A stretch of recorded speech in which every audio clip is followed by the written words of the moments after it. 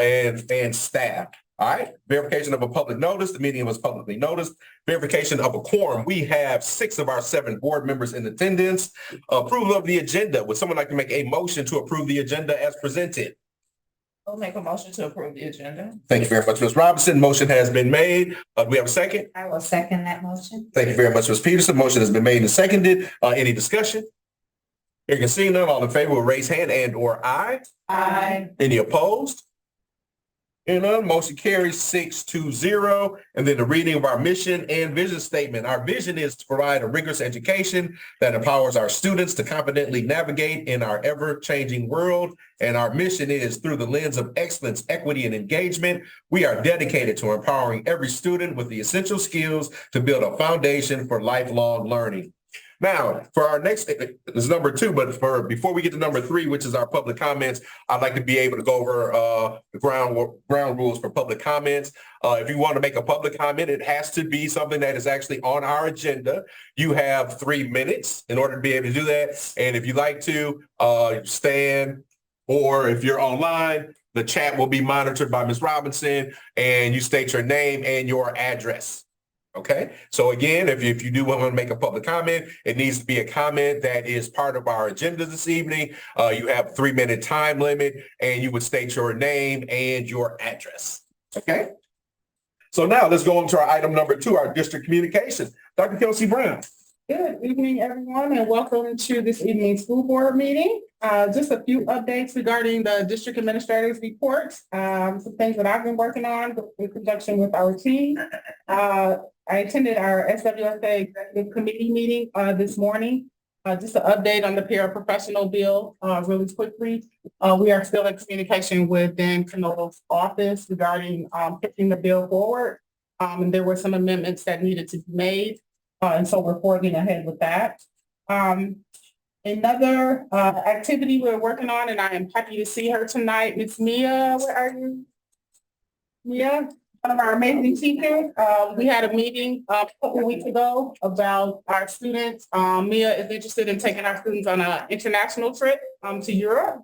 And so we met a couple of weeks ago, and we will have her on the special board agenda in January to provide more information to the board regarding the trip that we are interested in having our students take in 2025.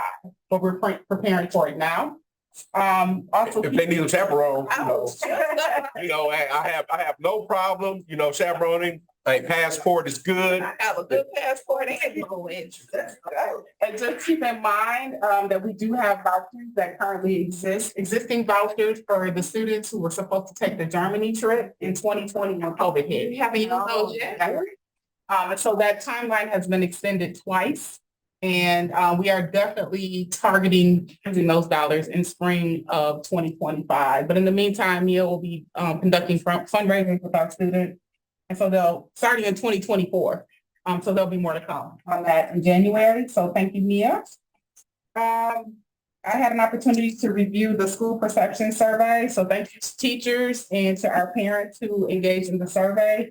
Mr. Sievers will be with us in January to share the survey data at the special board meeting.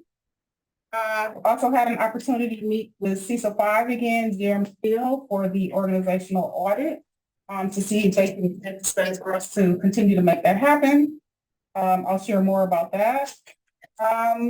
Had a couple of administrative evaluations this week. Yesterday we had 3 gifted and talented meetings. So we are thankful for Dr. Glass, her leadership, and Ms. Jeffers, our new G&T coordinator. We had 3 meetings yesterday, one at 9, one at 4 o'clock, and another one at 5:30 for our parents. And then our industry advisory breakfast went well. Thank you to board members who attended. Dr. Vito and Dorinthia, thank you for attending. Kara, Erica, Dr. Glass, and myself attended the Wiseville Principals Excellence Professional Development meeting. So we are engaging in professional development so we know how to better support our principals moving forward. So that was in Madison last week. And then finally, just a reminder to the board, the Closing the Achievement Gap Consortium Board Symposium meeting will take place March 6, 2024 in Tulsa. So you all joined us last year for that particular professional learning opportunity. And so you can mark your calendars now. There will be more information. to come. Is that the one that's in the evenings, like is it at 6 to 8 or something? 6 to 8, yes. What time is that one? 6. I think it's like 6 to 8. 8, and it will be in the West? Will it be at West again? More than likely, it's always at West, but when the flyer is created, I'll share it with you. And those are just a few of many updates regarding what we're working on in the school district. And if you have any questions, I'd be happy to answer. All right, board members, any questions for Dr. Kelsey Brown? All right, thank you very much. Now we come to our number 3, our public comments. Anyone that would wish to be heard and have a public comment on something that's on a part of our agenda for this evening, please state your name and your address. Do we have anyone in the chat, Ms. Robinson? Not yet. All right. Anyone that's in the attendance? Well, as usual, I will give it one more. Yes, sir. Hi, Michael Penny, teacher at Brown Deer High School, resident of Milwaukee, 3261 South Pennsylvania Avenue, Milwaukee, Wisconsin. Hopefully, I think this pertains to the board agenda, so hopefully this is okay. But I'd like to start by thanking Dr. Kelsey Brown for her leadership of the district through an unprecedented period in public education. The district has seen many improvements under her leadership, and she is leaving the district heading in the right direction. Dr. Kelsey Brown has proven that she truly takes personal interest in the well-being of children, as well of Brown Deer, as well as the district's dedicated staff. I appreciated seeing Dr. Brown in our buildings regularly, connecting with students and staff members on a personal level. As the district looks forward to the process of a national search to fill her shoes, I hope that we can find leadership that honors the racial, ethnic, socioeconomic, and gender diversity of our kids. I hope that we can find a leader that has a strong vision for how to move Brown Deer schools towards a goal of excellence over mediocrity, as that is what our students deserve. I hope that we can find a leader that focuses on a district culture in which all students feel integral to the school community, have strong relationships with building staff. I hope that we can find a leader that recognizes, supports, and collaborates with our teachers and support staff as professionals and colleagues, and regularly seeks feedback on the climate within our schools. We need a leader that prioritizes teacher retention, which as we know results in higher student achievement and significant financial savings to the district. We need a leader that recognizes that by collaborating with Education Association and working to meet the needs of teachers, teachers will stay loyal to the district and promote the district as a wonderful place to work. I hope that we can find a leader that honors the community's strong support of school programming, including foreign language, business education, physical education, and the arts. As recent school report cards have proven, Brown Deer students crave and are highly successful in their music, theater, and visual arts classes. For the better half of a decade, the district has enjoyed the leadership of Dr. Kelsey Brown, who embodied these traits and shared these priorities. Let's work together to find an exceptional leader that will continue to move the school district of Brown Deer forward and significantly exceed expectations. Thank you very much.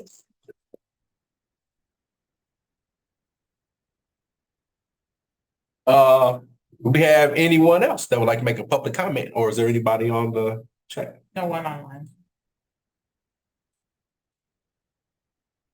Okay, thank you, Mr. Penny, and to the teachers, and I'll let it rest right there because Don't start crying. I won't. But thank you. All right. We just had 2 individuals enter the meeting, so. All right. The individuals that just entered into the meeting, we are at public comments. So if you have a public comment that you would like to make, you have 3 minutes, and it has to pertain to an area that is on our agenda. And just please, you have, like I said before, 3 minutes. So your name and your address, please. We'll give that 1 more minute.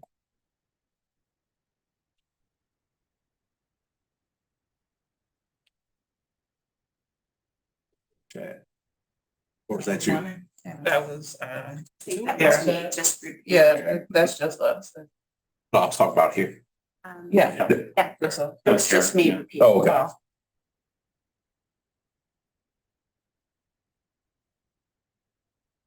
Well, on another note, while we're waiting for that, we need our Bucks to win tonight so they can go 15 straight victories at home.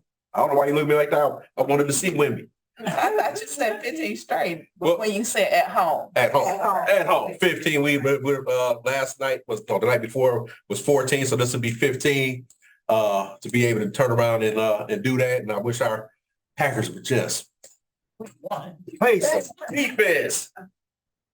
Man, All right, so. all right. Yeah. Nothing, I'm sorry, I done went on a tangent. Right. Oh, All right. all right. So, all right. Well, thank you very much. All right, let's go on to our item number 4, our consent agenda. Would someone like to make a motion? Dr. Vito, I'd like to make a motion to approve the consent agenda, including the minutes of the November 2nd, 2023 special board meeting, the November 9th, 2023 special board meeting, the November 14th, 2023 special board meeting, the November 14th, 2023 special board meeting, school safety forum, the November 28th, 2023 regular board meeting, the schedule of voucher payments via check, ACH, and wire transfers in the amount of $1,300,099.60 in the general checking account and the food service account, including funds 10, 21, 27, 39, 47, 49, 50, 72, and 80, and the December 19th, 2023 school safety drill update as presented tonight. Seems like we had a whole lot of meetings, didn't it? All right. Thank you very much, Ms. Daniels. Ashley, we have a motion. Do we have a second? Second. All right, thank you, Ms. Spankin. Motion has been made and seconded. Any discussion? Hearing and seeing none, all in favor will raise hand and or aye. Aye. Any opposed? Hearing and seeing none, motion carries 6-0. All right, let's go on to our item number 5, business office report. Mr. Clemick. Good evening, everyone.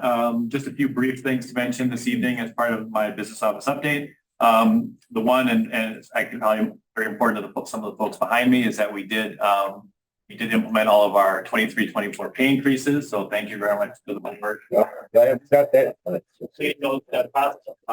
It's a lot of work for payroll. It's this one, especially with the teachers doing it a little differently than we've done in the past. It was a little more complicated to make sure that everybody got the right amount. I haven't heard anything thus far. So They did it, right? They did make sure they got it December 15th, so that was huge for us. So we did the increases for teachers on the 30th. We did the increases for support staff on the 15th, and then everyone that was eligible for the stipend got that on the 15th as well. So All right. we made it through that. So that was great. I do want to do a special thanks to our new payroll specialist, Lasagna Banks, who's doing an outstanding job. There's a lot of moving parts, and so I'm grateful to have her as part of the team, and so appreciate the work she put into these last 2 payrolls especially. So just as a heads up, as we go into the start of the new calendar year, is one of the big topics on my plate will be a food service RFP that will be coming. I'm in the process of examining the DPI template and preparing the information that we'll be sending out as part of that process. Again, as a reminder, every 5 years, the district has to go out. It's mandatory to go out to RFP for food service. This is the 5th year of our contract with Aramark. Really? Yes, this is Man, that's fast. Yeah, that went by very fast. We just did it like 2 or 3 years ago, no? Yeah. Did it 5 years ago exactly.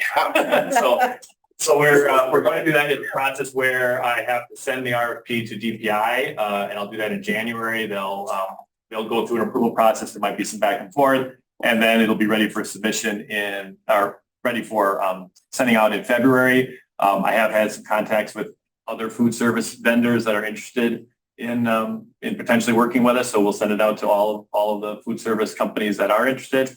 And then once I get the RFP finalized and I know how long it takes DPI to approve it, we'll have a specific timeline. But I'm guessing by late March, early April, we'll have all of the submissions from the vendors. And then at the hopefully end of April, latest would be early May, that we would have the board approve the new 5-year contract. Well, quick thing or whatever, everybody, the food that actually is here right now, actually Airmark actually prepared for us. For those that are in the audience, you guys, make sure you get some food and hey, that fruit pizza.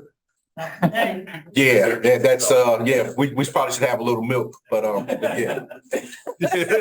So can Airmark reapply then as well? Okay. Yeah, it's the process is very specific. We create a matrix of a scoring rubric that we'll use as to how we're gonna judge the entries. We'll get them in, and then once we make the decision based on the rubric, we let DPI know, and then we let the company know. It's basically whatever the rubric says is what happens. So we'll work on making sure we have a good rubric so we get a good vendor to choose from, or a good vendor that we select. So again, that'll be over the next few months. Hopefully by the end of April, we'll have a decision, and that new contract would start July 1st. Okay. People, please, if you want, food is over there and drinks. So. And then the last. And to-go plates, I guess Dr. Kelsey Brown mentioned, and to-go plates. And the last thing from the business office is just as a note that we have passed our cash flow low point for the year. So we did not end up touching the line of credit. I didn't think we would, but I didn't want to be the one standing here saying we ran out of money temporarily. So we did go through that. There's no cost to keeping it open. So I will probably just for a little bit while we're still getting some of our federal grants approved, and then we can start claiming on some of that, so more revenue be coming in. But we did get our aid payment in December, and then in January we start receiving property tax payments. So, which I'm assuming everyone receives their tax bill. I don't know, individual results may vary. Mine actually went down $100, so I would not. It's been them in December. All right. Yes, Ms. Speaker. Is there any maturity on our line of credit? Refresh me on that. It has to, it can only go through, can only be active for a year. We will definitely close it out though before the fiscal year ends, just to eliminate there aren't any charges this time around like there were with the, last year we did have some maintenance fees we had to pay monthly while it was open. But we'll close it out before the end of June. Okay. For sure. And not early in the spring. Kevin, question. So if we close it out at the end of fiscal, which would be December 31st then, right? Or are we talking about when it close out in June? Or in June 30th? All right. So, and the line of credit we can actually use for anything that we technically would have to do, correct? Correct. We have $1 million line of credit. Okay. All right. So, I mean, the purpose of it was primarily for cash flow purposes because we didn't have the money. Obviously, we have to pay that back. So we didn't have the revenue to pay it back and decided to use. Do we remember what our interest rate was? What was our interest rate on that? It depends on the line it depends on when it takes place. It's a prime, it's a formula prime minus whatever. I'm not 100% sure what the variance was, but it was going to depend on when we actually pulled the money, whatever the interest rates were at that time. And then for as long as the money is being borrowed, that's what the interest would be charged. Like right now, isn't it like 5.99% right now? Because we haven't gone into it, I haven't, but I can certainly let you know what it would be. It's not the cheapest way to borrow money, certainly, but. Right, of course. But if we had to in a pension, if there was something that we needed to pay for, that we needed to do for the district, then we could use that. Well, again, I mean, the purpose of that though, primarily was because our cash flow is such. I mean, the question is if our cash is fine, then something that you take out of fund. Because basically what you're saying is you're going to take it out of fund balance unless additional revenue is found to replace it. It's not just, whatever we spend. I mean, it's going to be paid back and it's got to get paid back, of course. I was just saying if there was something that we really needed to do and make a decision as a board for something that had to happen, we had those dollars there and then we can always take it and repay that money back over the course of time. Sure, but I would probably, I don't know that since the course of time is a few months, I don't know that it'd be worth paying interest charges on that. I think you would look to see what the amount was and then what was available in cash that we had and then do it that way. All right, thank you. Okay. Board members, any other questions for Mr. Klimick for the business office report? Thanks, Kevin. Let's go on to our approval of new hires. Okay, we have two new hires this evening. Jordan Taburin, who's going to be joining us as a math teacher at the middle school, and Zachary Netchin, who will be a physical education teacher at the high school. All right. Would someone like to make a motion? Dr. Beater, I'll make a motion, and I think I'll do these separately if that's Yes. okay. Mhm. I would first like to motion to approve the hiring of Jordan Taburin as a middle school math teacher for the 2023-24 school year. All right, we have a motion for hiring of Jordan. Do we have a second? I'll second. All right, thank you very much. Motion has been made and seconded. Any discussion? Hearing and seeing none, all in favor will raise hand and or aye. Aye. Any opposed? Motion carries 6-0. We welcome Jordan to the middle school and to the Brown Deer family. Next. Next, I'd like to make a motion to approve the hiring of Zachary Netchin as a high school physical education PE teacher for the 2023-24 school year. All right, we have a motion for Zachary. Do we have a second? Second. All right, thank you, Mrs. Robinson. Motion has been made and seconded. Any discussion? Hearing and seeing none, all in favor will raise hand and or aye. Aye. Any opposed? Hearing and seeing none, motion carries 6-0. So we welcome Zachary to the high school and to the Brown Deer family.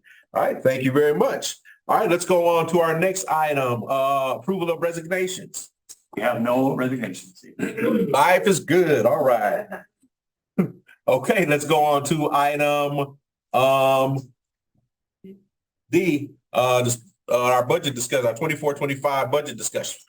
So this is just it's more of an informational piece this evening. We've been talking as an administrative team, obviously, we've been discussing it all this time that the 24-25 budget will be probably the most challenging one that the district has faced in quite a few years. And so one of the things I want to do is over the course of the next several months is provide as much information as I can, just to share with the board so they understand where the current dollars are being spent. But we don't have, I'm not here to operate projections or any sort of estimates for 24-25 yet, but we do know that just based on the revenue limit information that we have at this point, as well as the loss of federal funding, that we will have a structural deficit that we'll have to either address or be willing to go, and to have a deficit budget for a year while we decide what our long-term plan might be. So the first document I wanted to share with you was just an update on where our current staffing is at. That's staffing, obviously salaries and general compensation is the largest portion of our budget. And again, this is not projections. This is just what the current situation is, because in reflecting, I mean, you guys get a lot of names that are put in front of you every single meeting when we have new hires. But it's been a while since the business manager. I certainly haven't. It was a while since one of my predecessors had. We kind of laid it all out there and shared with you. Here's all the staffing in all the buildings across the district. So that's what this document that I have put in front of you this evening holds. And again, basically it is just a look at the district as a whole. We currently have approximately 238.6 FTE. Again, using that as the full-time equivalent of a 40-hour work week. So when we have some part-time staff that are working, 10, 12, 20 hours a week, they're counted as a fraction of the 1 point. So the number of actual people that we employ is greater than that, but this is the general FTE calculation. And again, trying to, when I could, put it in context of the number of students that that particular group of teachers touches. So the easiest, obviously, is at the elementary school when each grade level has a certain, each grade level has a certain number of kids in it. And so I have updated the numbers of students. In going through that process, we did learn that we lost about 20 more kids than what we started with in September. So we're now down to 1613 as our current in-person enrollment. So these numbers do reflect that amount. So just showing again where our staffing is at the various levels, grade level teachers, our core teachers, when we're talking about special education, whether it's cross-categorical or speech and language or early childhood, how many students those teachers are working with and touch, English language learners as a piece. And then each building has more or less some specialists, might be instructional coaches, could be interventionists, librarians, things like that. Our counselors, psychologists, all those roles as well. So I've laid it out there basically for each building. The elementary school is on the second page going through that. And I do include the administration and other support staff in each of those cases as well. And then we have the middle school, high school, and then those that are considered district level. Some of it would be administration or here at the ASC, or those individuals who kind of work across the campus. I didn't include the custodial staff in the district group just because we are doing some shifting of where they're located. So I'm just counting them as a group here. So it's a lot of information, but it's the first time that I think, certainly the first time, it's been a while since as a board member, I saw a list like this, and I know that I haven't given you one like this since I've been in the role. So I wanted to make sure I was able to provide that information to you. So it's a lot to absorb. I don't know if you'll have any questions now, but if you do, I'm certainly willing to answer them. Otherwise, if after you review them, you have any additional questions, please let me know. Question for you, Kevin. All right, just looking at the council, because I know before initially we based the budget on, was it 652? And so now we're down to 613. So 1629 was the September count. So that's September count, but we based the budget on 1652. the original budget was for 60. Yeah, we kept enrollment basically flat in the original budget. Right. So that's about 40 students, so about $480,000, pretty much, give or take. That Revenue that didn't come in. No, because you have to remember that we only lost because again, remember that the enrollment is a piece of it. It also includes open enrollment out. Right. That number is also included. So from our membership FTE, which is what we use, we actually only dropped one, I believe, from what our budget was. So that's a $12,000 drop in revenue because Okay. that 3-year average. Okay. So, what it does indicate though is that perhaps, we'll have to look whether we reach the pinnacle and we're going to start to see a decline, or whether this is a little bit of an aberration. I don't know. We'll have to, look at that more closely. So when we do project enrollment next year, we're going to be probably a little more cautious and conservative. Again, because of the additional money, because of having still lower numbers when we came back from COVID, we will still see an uptick in that part of our revenue piece, unless the numbers drop precipitously. But so we'll still see some money there. But it is just the regular reality that we have less students in the building than we did, 2 years ago, and less than we thought, or less than we did have starting in September. So the January count is coming up in a couple of weeks. So it'll be the second Friday count in January. So if not at the January board meeting right after that, or I can certainly let you know what that count looks like to see if anything else has shifted. I know Amanda Stewart, who's behind me, does registrations all the time. And I know we have some families starting after the first of the year. So maybe the number ticks up. I don't know. It's enrollment is very fluid in this district. And so, whether we hit a low point and it's going to go back up, we'll see. But that's just the fact that we have to acknowledge and be prepared for. Okay, so we lost 39 students. So I just want to put it out there. That's not million. What is the cost for the loss of 39 students, or do you have? Well, again, this year, again, you have to use the 3-year average and you have to use the membership count. So the enrollment piece is more of just looking at, because enrollment would drive staffing to some extent, because obviously if you lose 100 kids in the building, but gain 100 kids through open enrollment, or that open enroll out, then, there's a difference. The revenue may be the same, but there's less children in the building. So again, from what we budgeted to what we actually happened in September, we lost one FTE, which basically meant, one student in that total count, which is a $12,000 difference. Again, there's no change in the number of students. Any students that leave now, there's no revenue shift for us, but we do have to prepare. Obviously, I take that back in the sense that the January count is part of our equalization aid calculation for next year. So it might affect what happens there, but there's no revenue limit. But we will use that to project what we think will happen going into next year. Can you help me understand the tuition waiver program and why those students are not allowed to come back? Well, that's open enrollment conversation. Yeah, So do you want to discuss that at that point? All right. Any other questions? Item number D, that budget discussion. Thanks, Kevin. No problem. So Let's go yeah, on to E. So since we're already there, let's go on to E for our open enrollment discussion. all right. So then, yes, the next item is one of the things, again, that the board has to decide in the next few weeks is the number of open enrollment seats for the 24-25 school year.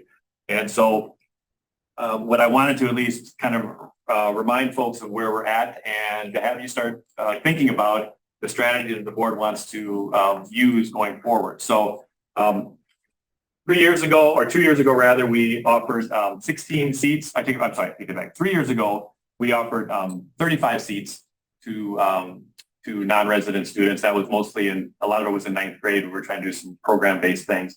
2 years ago, we offered 0 seats. Last year, we opened up 15 seats at the middle school, 7th and 8th grade exclusively. And so in looking at projections for next year to see what that looks like, we have 14 students currently in 12th grade, so they'll be graduating out. So if we do nothing with open enrollment and all those kids come back, we'll be down to 38 open enrollment in students. And then, of course, there is the revenue piece that falls off with their departure. And right now, based on the projections, DPI doesn't have exact numbers for what the 24-25 rates are, but they have a estimated amount of $8,962 for regular education and $13,814 in for special education. That would be about $355,000 total. So we're right now a little over $500,000 revenue. So again, as we talk about budget shortfalls and loss of revenue, this would be another piece where if the district just decides to do nothing and we don't open any additional seats, we're going to see a loss of revenue that'll have to be accommodated for in some other way. So I think it's just a question of what the board's appetite is, what they would like to look at. I don't have enrollment projections yet for next year, so that's part of the how many seats we could potentially open. But I also know that historically the board has been hesitant to do too much, and so I'm just trying to gauge a little bit of where the board's appetite might be, or the scenarios that you may want to.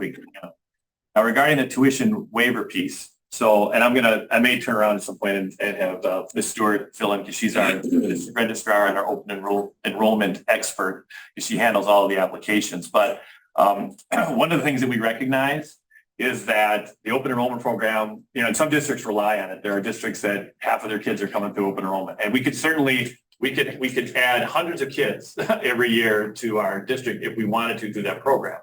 However, we also recognize the fact, though, that can have an impact on school culture, because you are getting kids from other environments that maybe aren't used to the Brown Deer way, and can potentially be challenging to work through and get them into the mindset that we expect our students to be in. So we want to be cautious about anything that we do. The tuition waiver program, though, is an option because these are students who were here for a period of time and have moved out of the district. So they apply for a tuition waiver exemption, and then we let them stay for 1 year or possibly an additional year, depending on the timing of when they leave. There is a program available, depending on what the board policy states, which right now we don't have a policy related to this, but the board could potentially look at, and we could do it in a way that the policy would be written that it would be something we vote on every year. So we would say that we may guarantee seats to tuition waiver students in the open enrollment program. The advantage of that is that those kids have been here for a while. We are familiar with the kids. We know who they are. And this would be an opportunity for them that, parents otherwise couldn't be in Brown Deer anymore to live. It would be an opportunity for them to stay in the district and continue to be educated here. And then they would be counted as part of the open enrollment in program as a result. The challenge is that it is a guarantee for all of those tuition waiver students. So you can't pick and choose, and it doesn't matter what the grade levels are. You just have to look at whoever happens to apply for tuition waiver for the next year. They would all be guaranteed open enrollment seats. And then the other challenge with that is that we're going to make the decision in January, and usually a lot of those applications occur later in the year as families may move in the late spring. So we won't know the actual number of students that we would be adding. But if you are in a situation where we're concerned about declining enrollment, it might be a way of keeping some kids in the district that would otherwise leave, keeping that revenue in the district, and again, having it be an experience where, again, we know the kids know us, we're familiar, and it might be a great fit to have them stay. So I'm gonna turn to Amanda once and see if I missed anything or if she has anything to add on that. No, that about summed it up. I think a big thing to know is for that continuing student to stay in the district, they do have to qualify for the tuition waiver.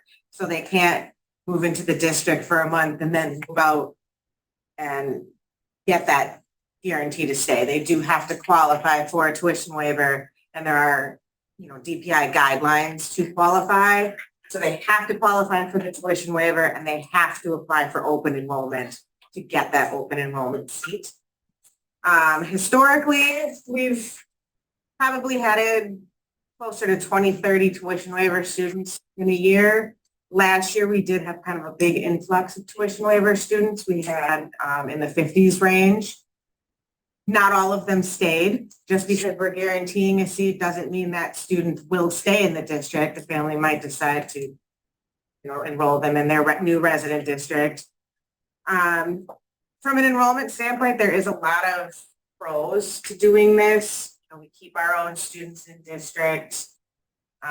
It provides more stability for students that may be in a difficult situation. So it is definitely something to consider for our continuing students. Ms. Peterson? I just have a question as I'm sitting here listening to our conversations about open enrollment. And I don't know if this will ever occur, but if we were to ever offer our staff the ability to allow their children to come into our district for those that don't live in the village, what would those children or those students be considered? Would they be considered part of the open enrollment program? Would they just be a whole different unit by I'll itself? speak to that. Sure. That was one of the questions that the legislators asked. When Okay. they testified in Madison a couple weeks ago. And so the thought process, is we would handle open enrollment like we historically have, Okay. according to the state statutes. If our teachers or staff members are able to bring their children to Brown Deer, then that would be a separate Just a pool. whole Like, they separate wouldn't be pool. factored into our OECs as the board would determine what they would look like moving forward. Yeah. That's good.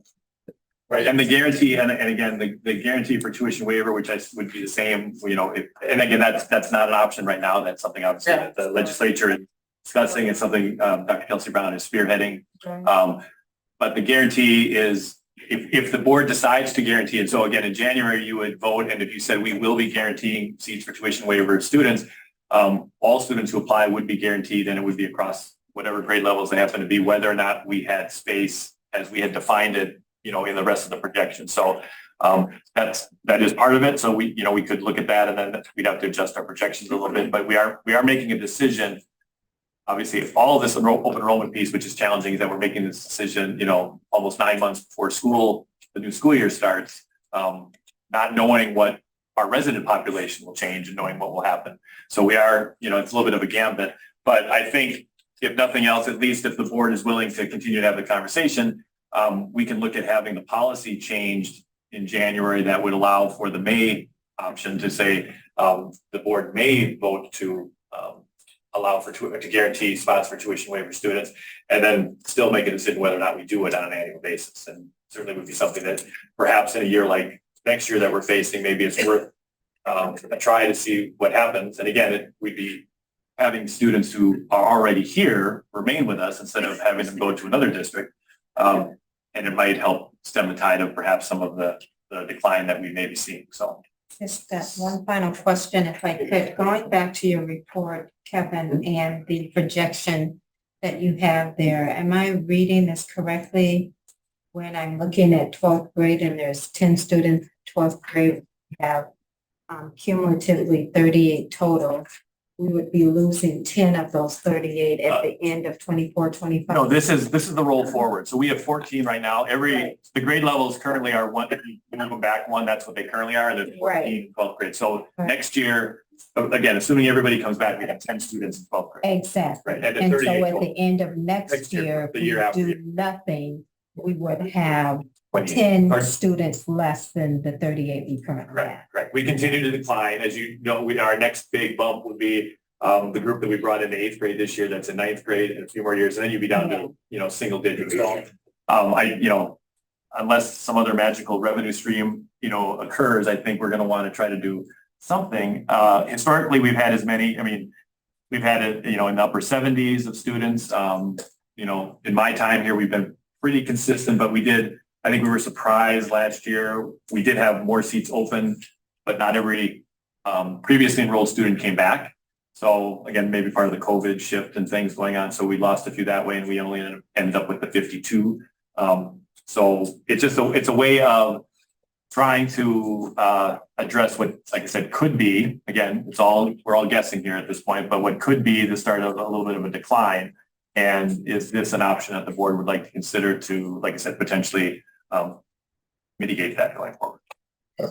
Well, just refresh my memory in terms of the window which you can accept open enrollment students. Is it throughout the school year? Is it in the beginning? Is it the third Friday of January? You set the numbers in January, and then our district has not historically done the alternative application process, which some other districts do. We do tuition waivers where other districts don't.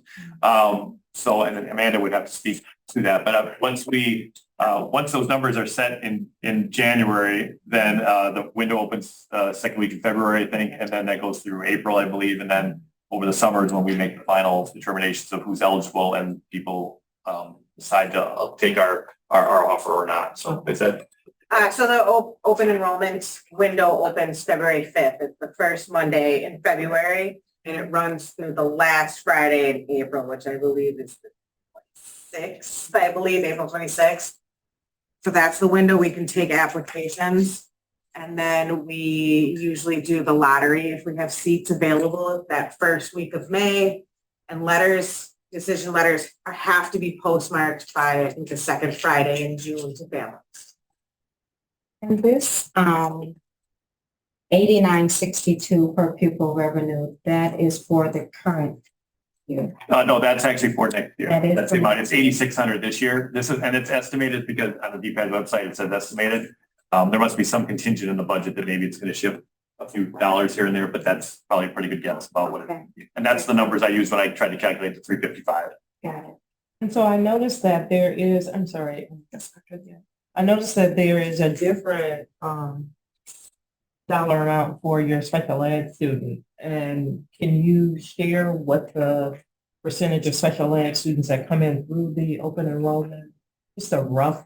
Well, we have 3 this year. Okay. We in all the time that I've been on the board, we have never opened up special education program seats. So we've never specifically requested special education seats, but and Amanda will correct me if I'm wrong, but if a student makes it in through the regular open enrollment process and then is determined to have an IEP when we do the records piece, if we can provide services to the child, we would continue to keep them. They would count. And so you don't necessarily know what you're getting out. There are certain other situations where if it's something that's unusual or high cost, we may not have the program to offer and then we'd have to decline. But other than that, then they would be part of the thing. And so you never really know for sure how many special education students you They get. could come in and then you could do a process and then do a referral and then Exactly, they as well. become, okay, got it. That's typically more what happens if they come in with no IEP and then a referral happens.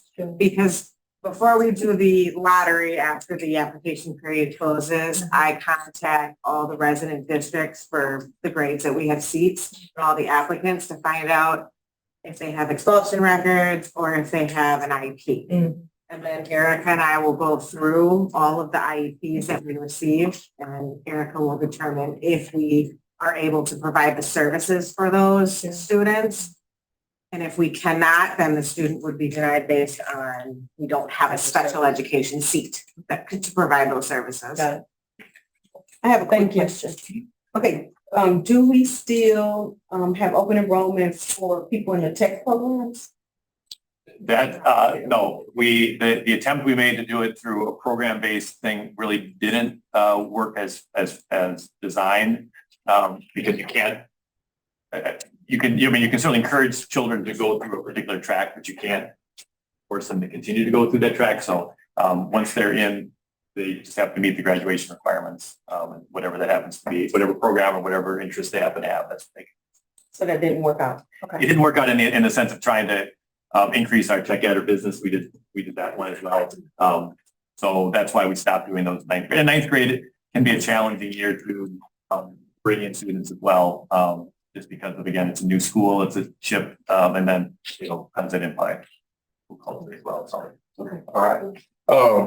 I got two things. First, I know within our new strategic plan, one of the things that was talked about was okay, if we're gonna make changes or whatever, we do it at the younger grade level. So I'm wondering, would it be more advantageous for us to do the open enrollment seats for our younger kids in grades kindergarten, 1, 2, 3, 4, or whatever, because then that takes care of the part when you said something about culture. And I want to go back to that part of it because I was a little, I wanted to make sure I took that the right way.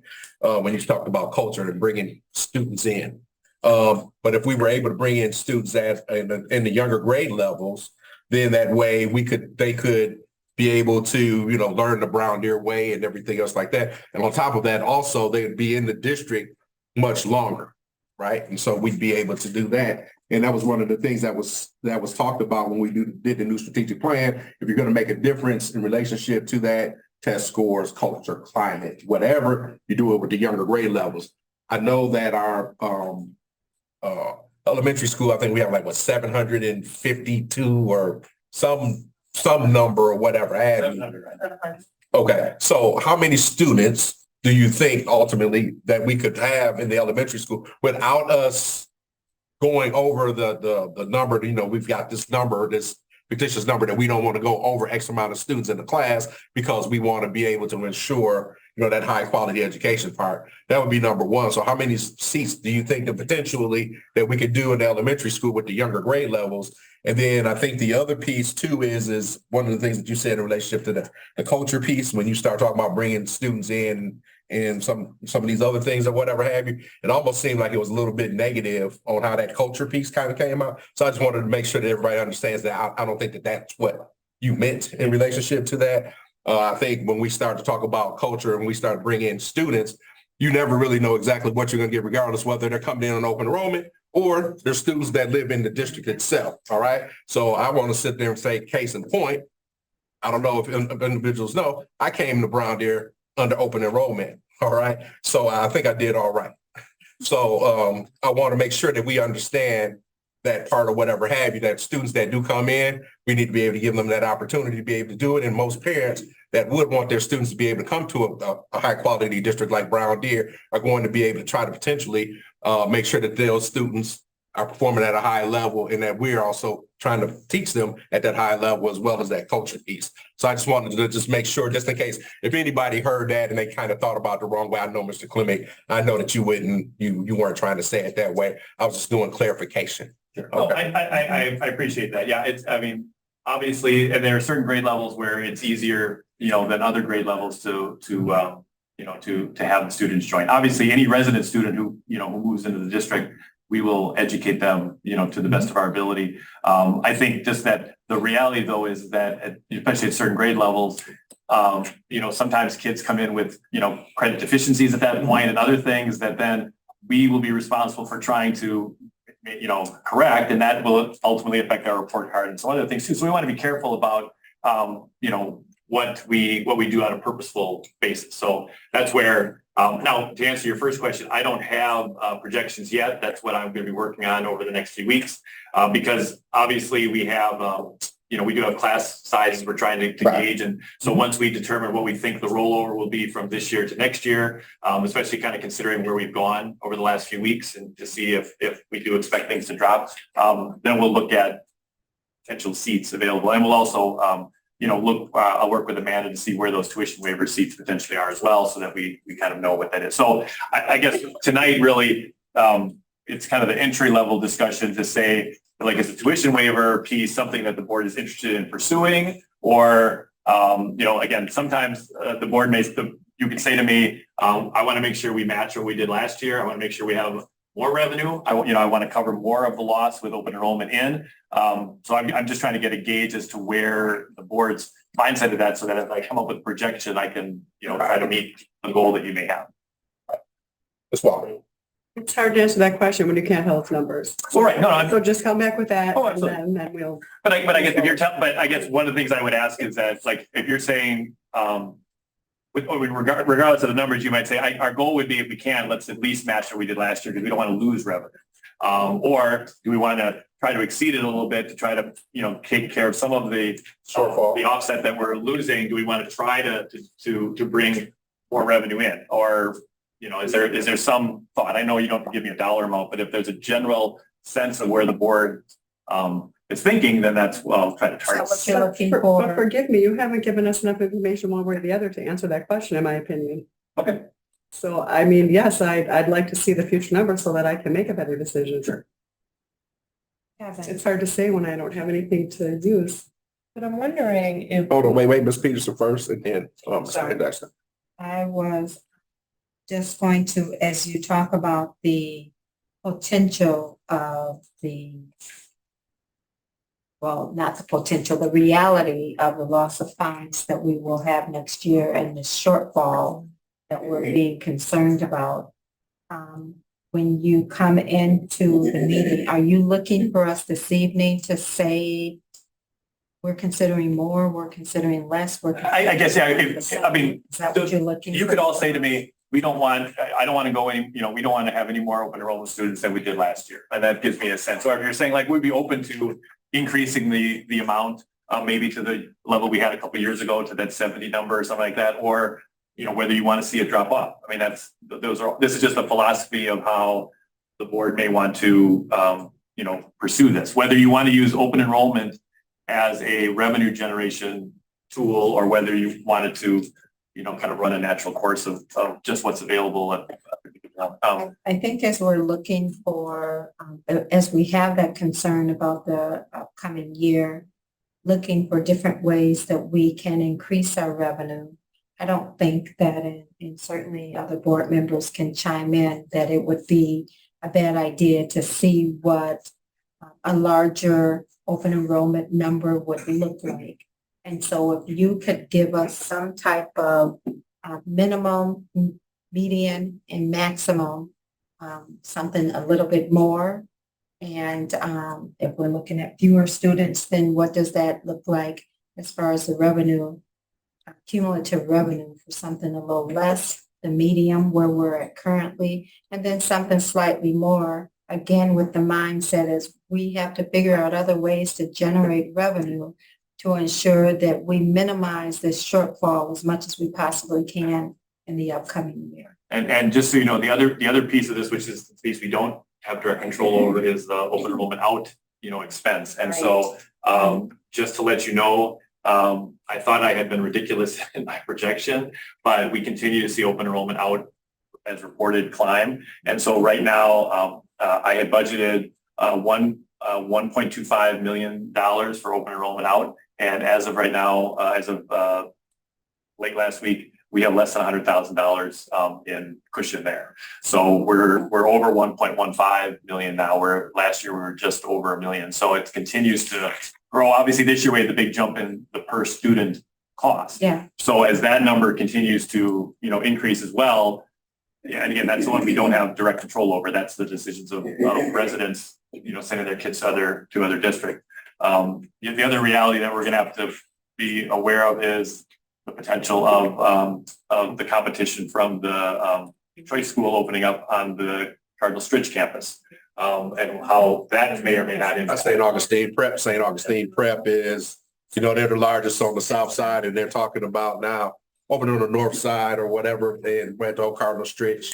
So I think everybody, including Nicolay School District, everybody's going to have to worry about that part. Oh, absolutely. That's something we'll have to think about as well, because that's a different mechanism. That's something that if more voucher students, go, then we raise taxes to pay for that, but it could impact students who are going here as well. So again, just looking at all those pieces. Yeah.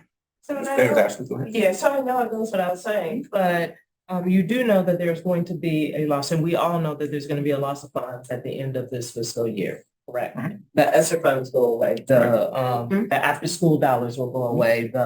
Just a plethora of dollars will go away. And so I think, to your point, Ms. Peterson, it does warrant us kind of taking a look at a number of different revenue streams. And I am certainly open to looking at what it would look like, because I'm looking at 21-22, where we did do the 72 open enrollment students. And if we can go on that high, I like that high projection and then medium projection and that low projection. understanding the loss of revenues that we're going to see once we hit that cliff. That's Right. right. So, and if we can get that, I think to the extent that we can project, I would like to see that. Absolutely. Information. Yep. So. Because it is a comfort level. I mean, it is a comfort level because Amanda will say, I mean, we get, hundreds of applications every year, even though she'll take phone calls and say, we don't have any openings at a particular grade level, people will still apply. So there's no shortage of students who would want to attend Brown Deer. It's just a matter that, and obviously we hear things about the elementary school, how full it is, how many students are there just from a management standpoint. So, how much do we want to add? Similar things sometimes from the middle and high school. So we're trying to balance the revenue piece of it along with the building management piece, the culture piece. I mean, there's a number of different things that we're trying to balance here to do what's in the best interest of the whole. Go ahead, I'm sorry. Ms. Robinson first and then Ms. May. So I haven't been following closely with what's happening in the village, but do you know when the new apartments are projected to open? I don't know. I know they've torn down the buildings on one, whether it's next year. I'm guessing by early 2025, yeah. 2025. Yeah, because we'll need to factor that in too, of course. And again, I don't know that it will impact this. I mean, it may impact us maybe at the end of that year. And again, if they're similar to Brook Lane and the Green Brook, And what's the new one? Yes. Whatever the new one was. in the original village, we don't have a lot of kids coming from those, just because again, their market rate, they're smaller. They're not really designed for, larger families or, with numerous kids. So, if that continues to be the way the village markets and, or that continues to be the way that apartment stock comes online, we may not see a large increase in students just through that. I guess my last piece is going to be is this.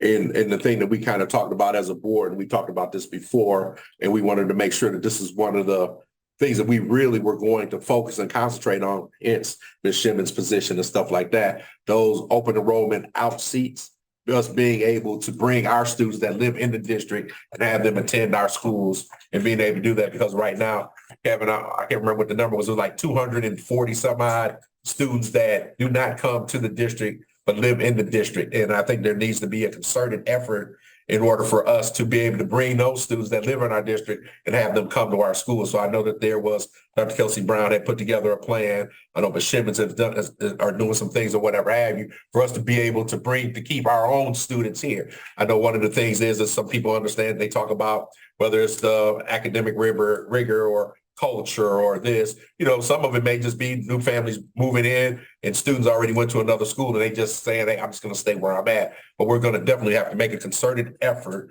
to be able to get our students that live in our district for them to come and be able to come into our district. So that's one of those things about us having to tout the things that we do, the things that we do well, the direction we're getting ready to go, our mission, our vision, and being able to keep our own here at home or whatever have you. And that will actually help us with some of this budget shortfall as well too, when we get ready to do this. So again, I want to make sure that as a board, we continue to make sure that we will stay on top of that part to make sure that we are trying to do things to keep our own students in rather than putting this money and sending it back out the door.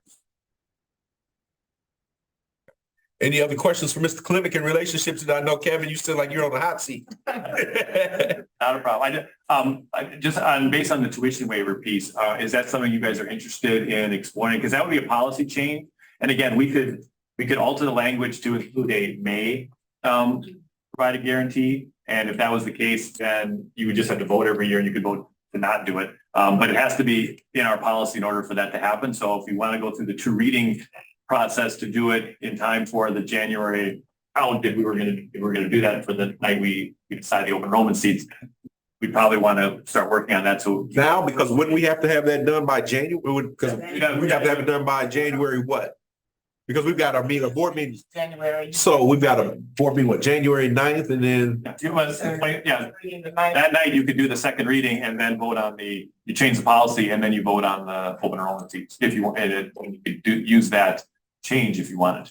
And we're doing policies We're doing policy tonight. First reading. We're doing first reading for Neola. No, but you can But this always is something change, new. you can always Yeah. change policy Yeah. so that we can just do that as a one-off. We do that as a one-off on any of our board meetings or whatever to be able. And you can also, the board also has the right to waive a two policy reading if you want to, because all you're doing is changing.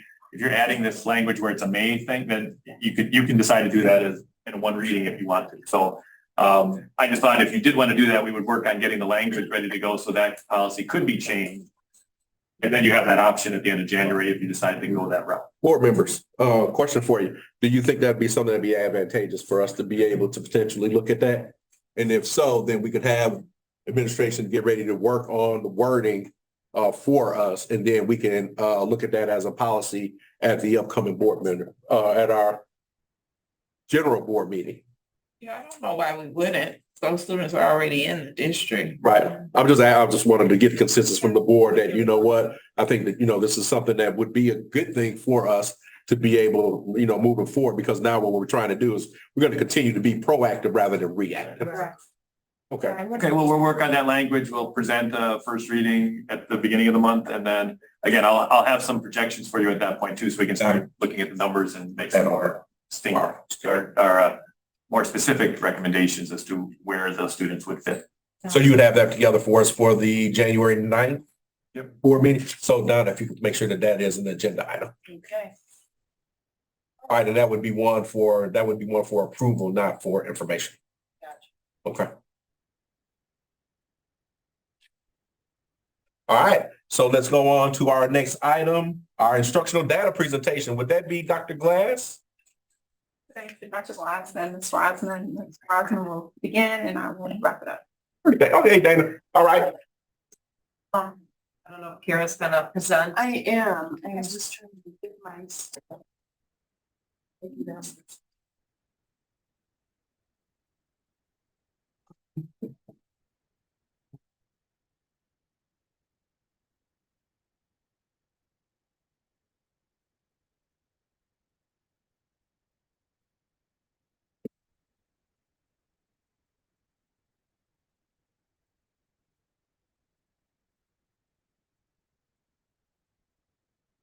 Anybody want water? Who start?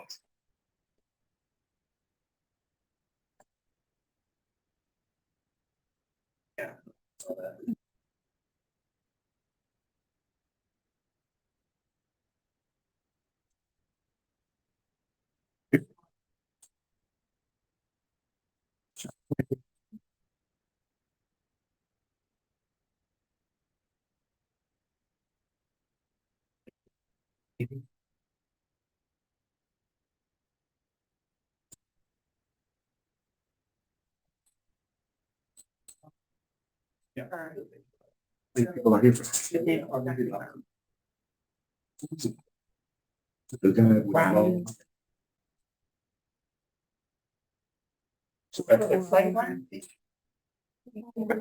You know what am I gonna say? Actually, was they be ready? Okay. Right. Yeah.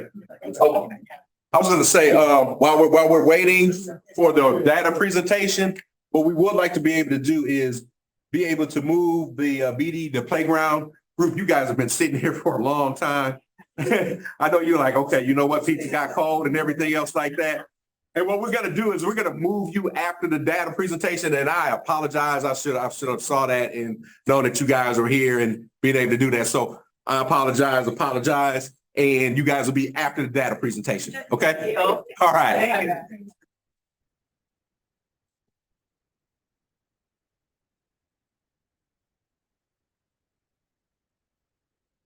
All right. Need to move. So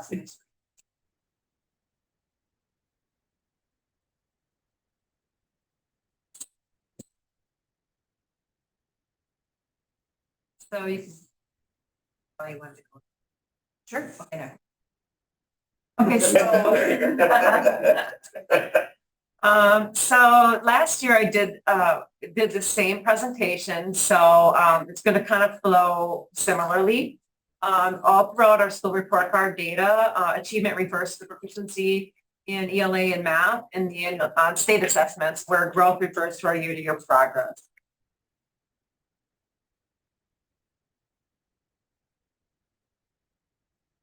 Just so you know that in the calculations for the school report card, economically disadvantaged percentage is used to calculate priority weights given to achievement and growth.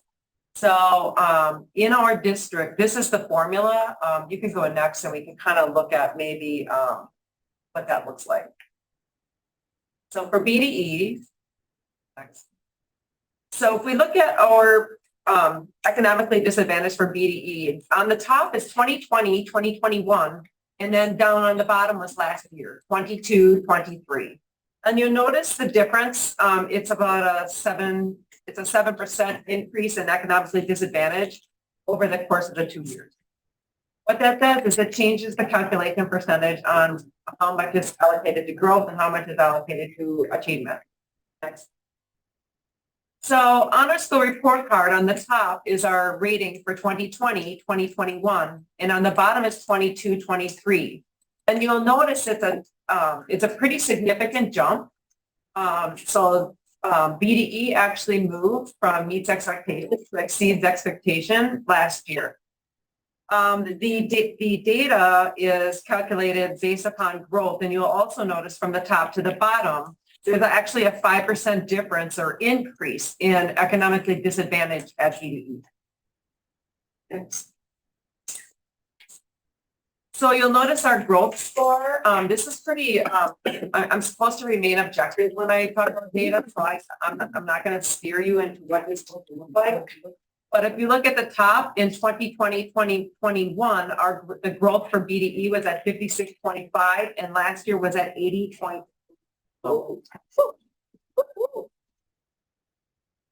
Thank you. This slide is a 3-year comparison. ELA is on the left and math is on the right. What we're looking for is, it's counterintuitive, meaning the orange on the top is actually below basic. It's not the higher students, it's the below basic. And on the very bottom, the blue is your advanced and the purple is proficient. So what you want to see it trend-wise, moving from left to right on the 3, is you want to see an increase in percentage in the orange top portion. And you'll notice that in ELA, BDE reduced the number of students below basic by about 9%. But just as importantly, you'll notice on the bottom, your advanced and proficient grew. So the trend is, it's trending in a really nice direction.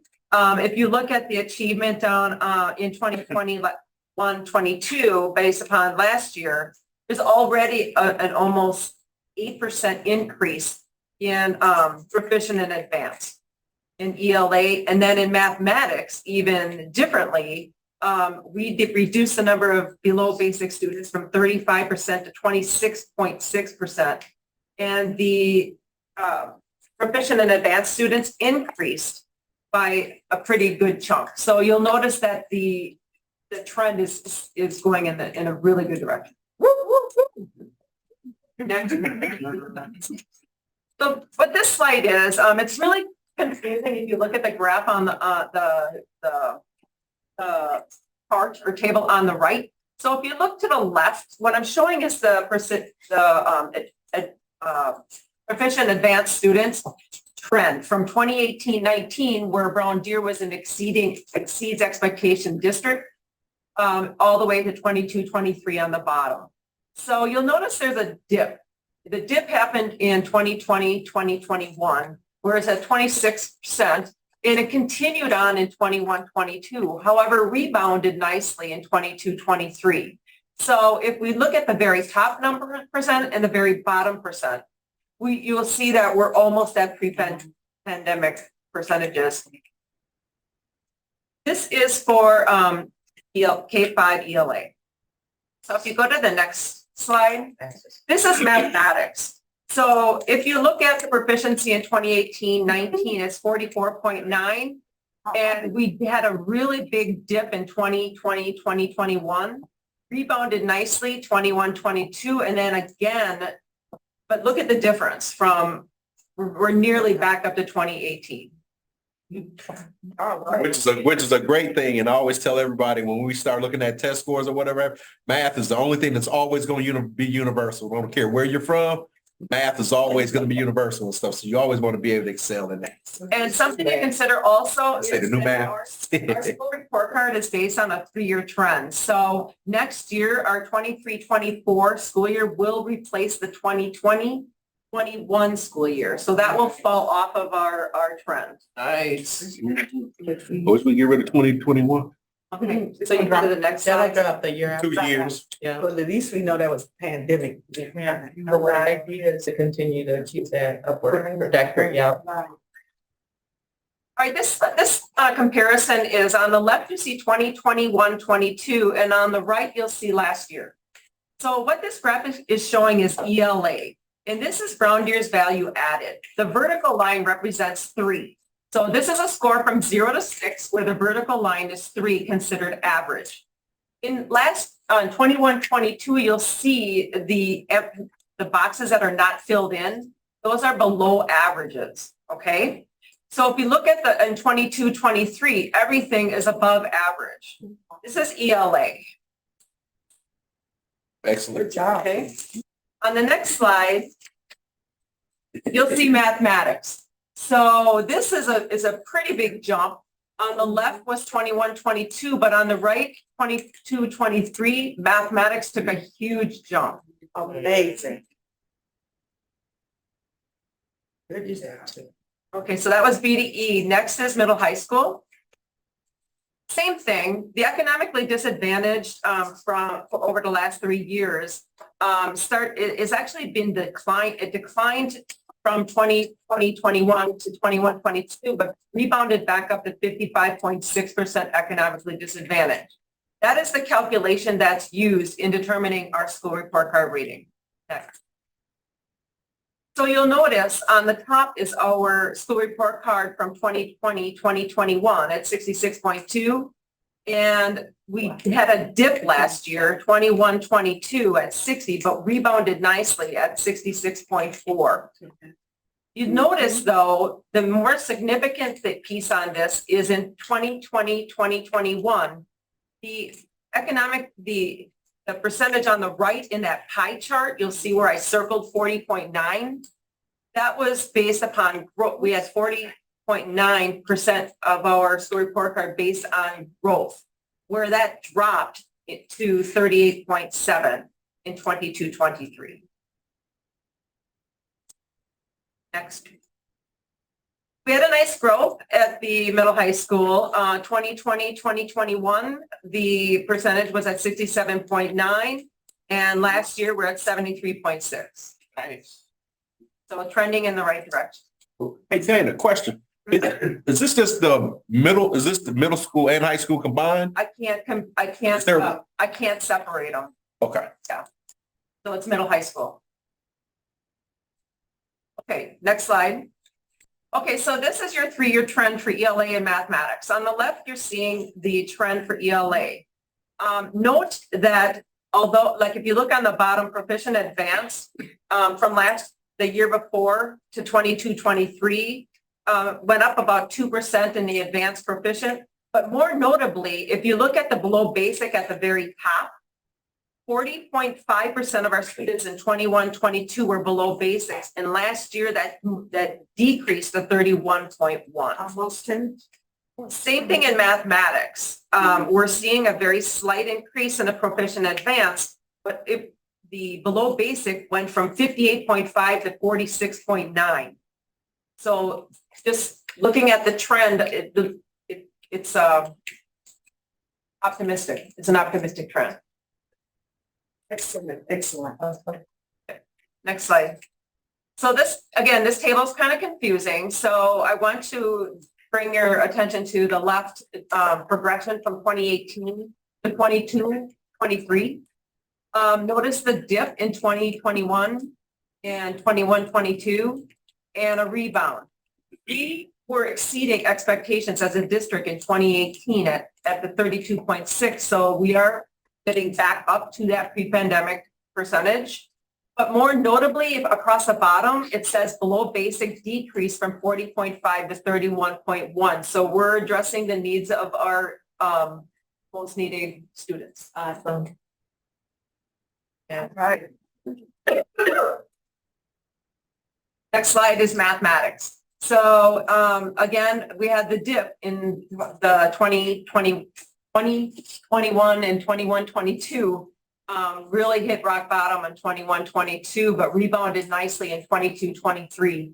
But again, significant was that below basic decrease from 58.5 to 46.9, indicating that we're trending in the right direction.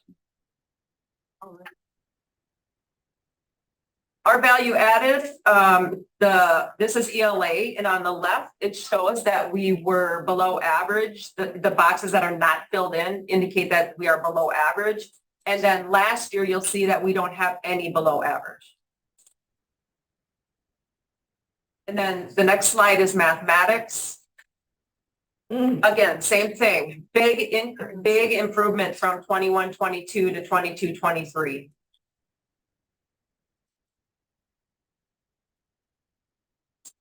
Oh, you can go to the next slide, and this is district-wide growth and grade by ethnicity. So what this graphic shows you is growth by grade level. On the left, you'll see on the bottom of that graphic, it has each of those colors represents a grade, and it goes from 4th grade to 11th grade. And we see that in this, the grades with the most growth in the school district of Brown Deer are 4th grade at 58.6 and 7th grade at 58.6. On the right is a growth by ethnicity. Same thing. The different colors are different ethnic groups. And the ethnicity with the most growth is Asian. The ethnicity with the least growth is Hispanic. Next slide. For mathematics, we see a similar thing. 7th and 4th grade are our highest growing grades. And on the right, ethnicity with the least growth is 2 or more races, and ethnicity with the most growth is Asian. 7th and 4th grade, right? And 7th and 4th grade. Yep. Okay. In both ELA and mathematics. And that's all I have. Put on for the teachers.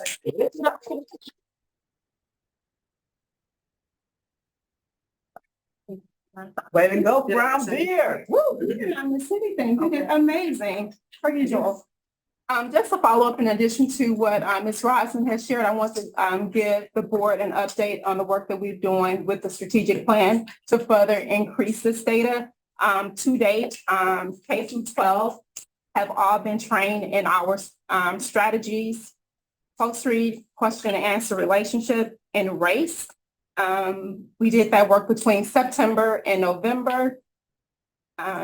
We have recently completed all of our baseline assessments, K through 12, just to get a baseline of where the students are throughout the district. By doing that baseline, we better understand how to grow our students throughout the district, whether they are in K-12, whether they are in K-5, or up the spectrum through K-12.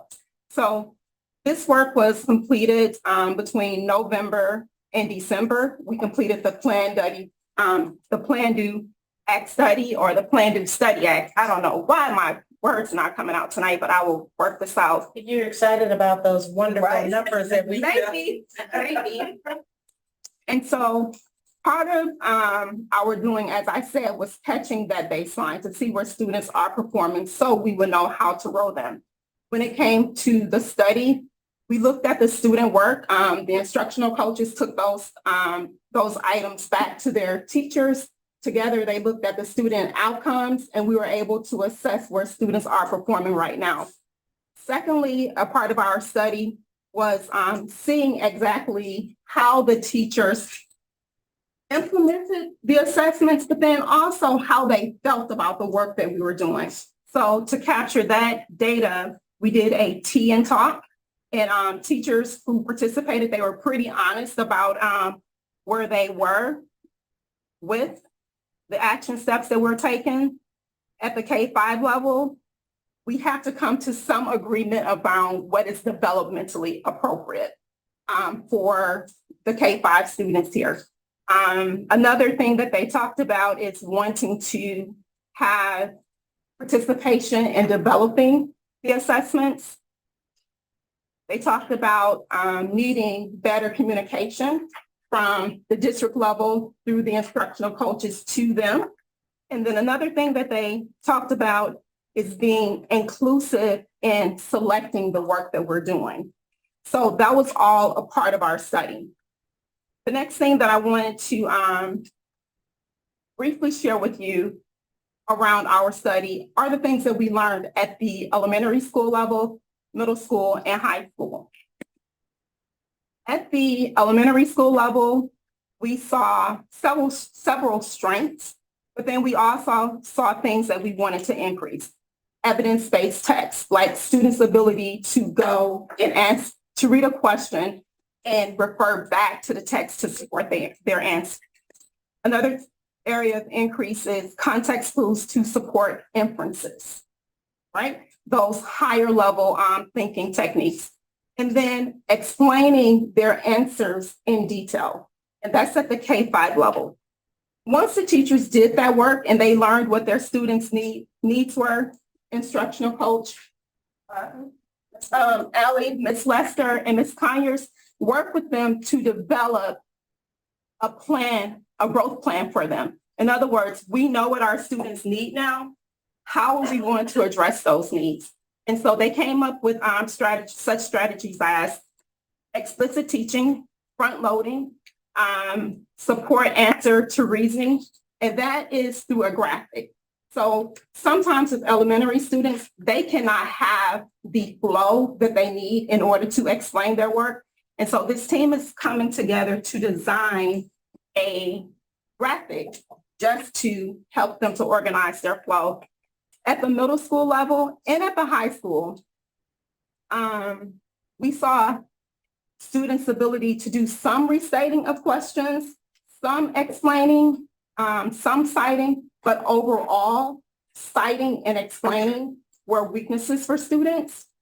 For that group, for their strategies to increase students' reading and comprehension, they talked about annotating questions, again, graphic organizers, and then supporting students with sentence stems as they are completing higher level thinking questions. And so overall, what we see is the higher the depth of knowledge with the questions, with the questioning, the lower response that we see from students. And so we're focusing on depth of knowledge type 3 and 4 questions so that wherever they see them, whatever capacity that they're in, that they're able to answer them.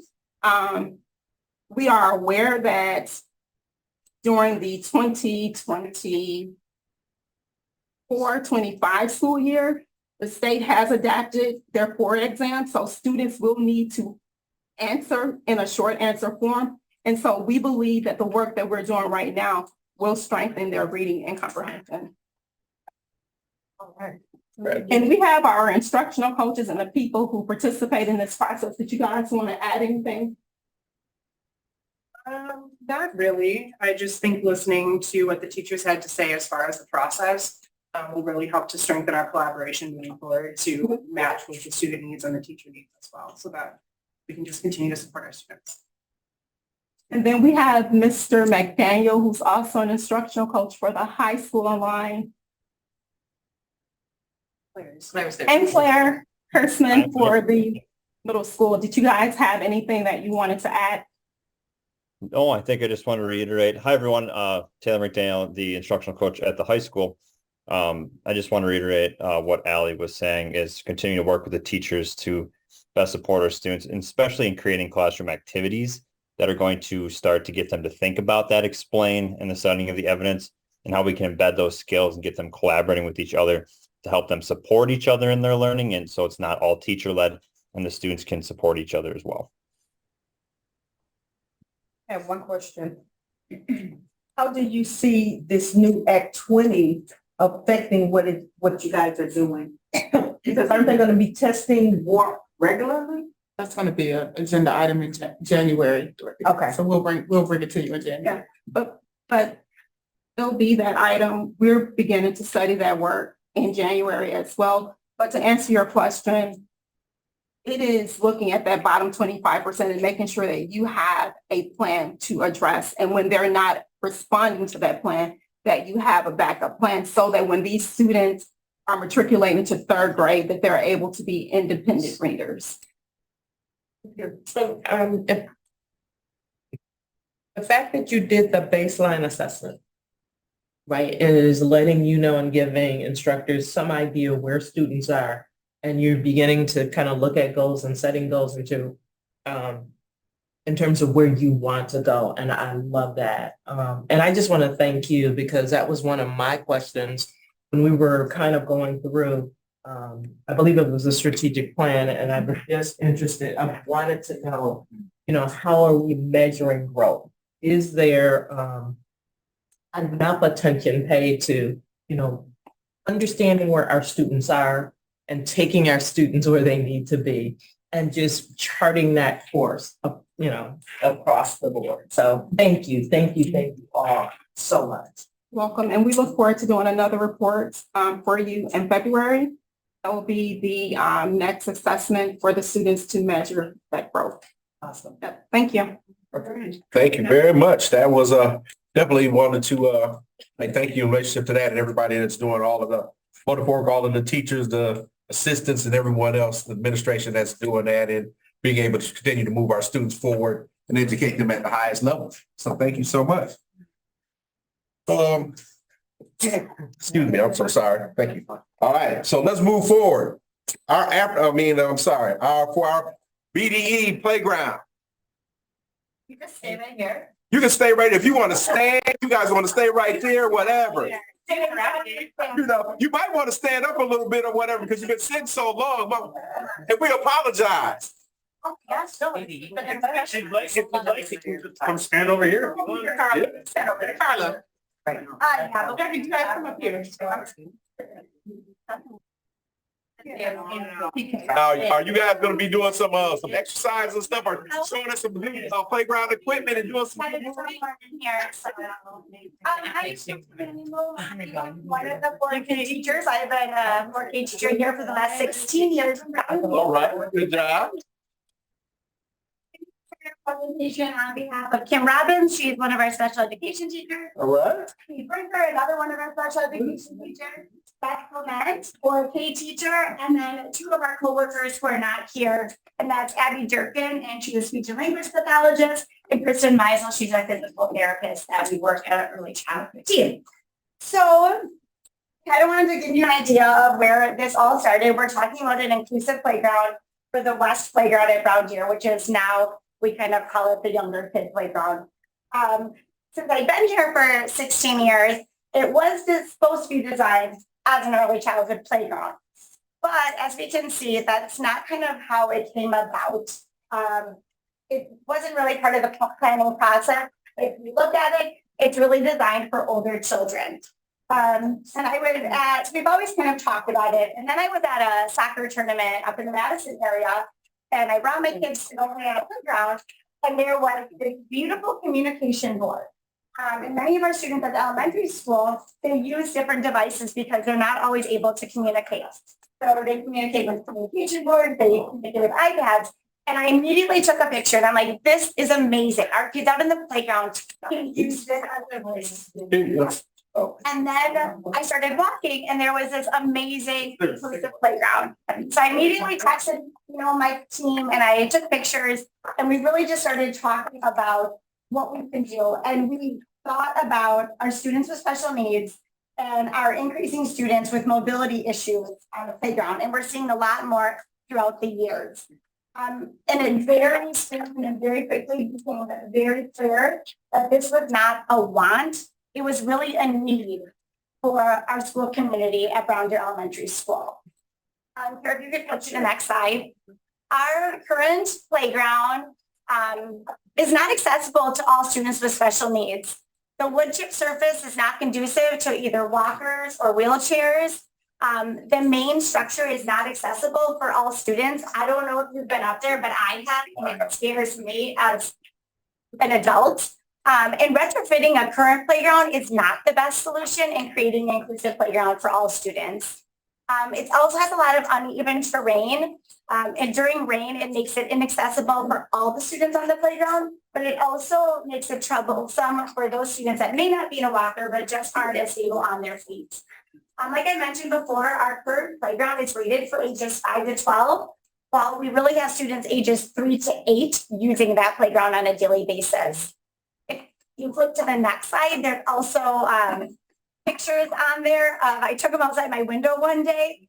That's what happens on a daily rainfall. Wow. Is it completely floods and nobody can go out there. Excuse me one second, Ms. Vanderbilt, this is the one on 60th Yep. and the corner, okay, thank you. 46. 60th and Dean, I just want to make sure I got the right one. Okay, thank you, thank you. Kim, do you want to listen?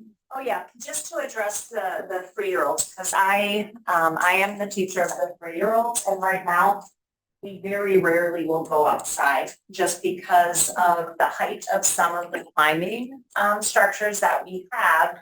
Plus, I have a child in a wheelchair, so she can't obviously access that at all.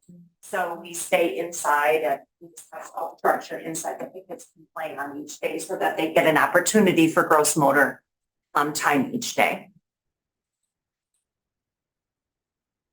Excuse me. So why are inclusive playgrounds important? Well, in 1990, Congress passed the Americans with Disabilities Act, so a civil rights legislation that prohibits discrimination against people with disabilities.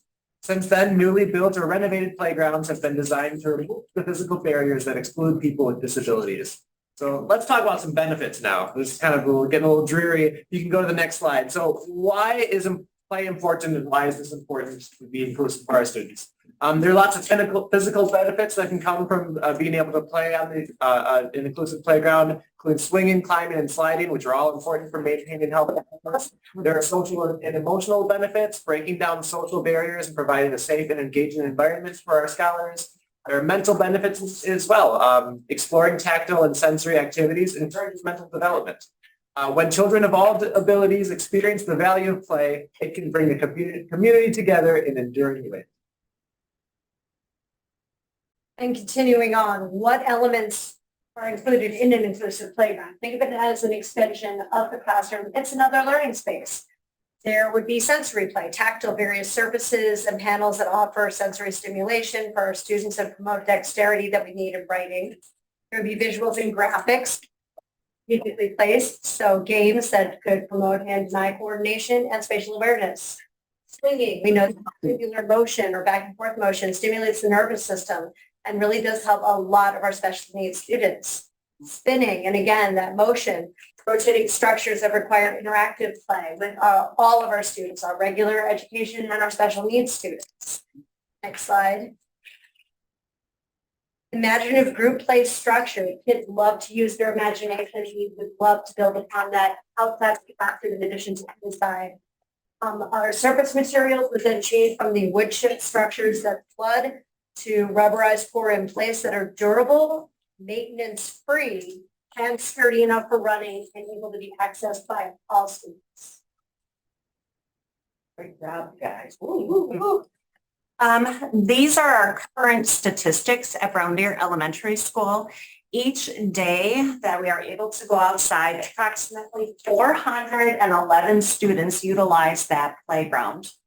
Of the 411 students, 19.5% of these students have identified disabilities. And then we have the breakout or the breakdown of the numbers underneath there for you to see. Next slide. One of the things that our speech and language pathologist really is pushing us for, we have a lot of students that use augmentative communication devices.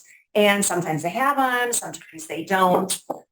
So a post-mount communication board is one of the things that we are looking at. And this is very close to the one. It's a double-sided. Obviously, it's mounted up.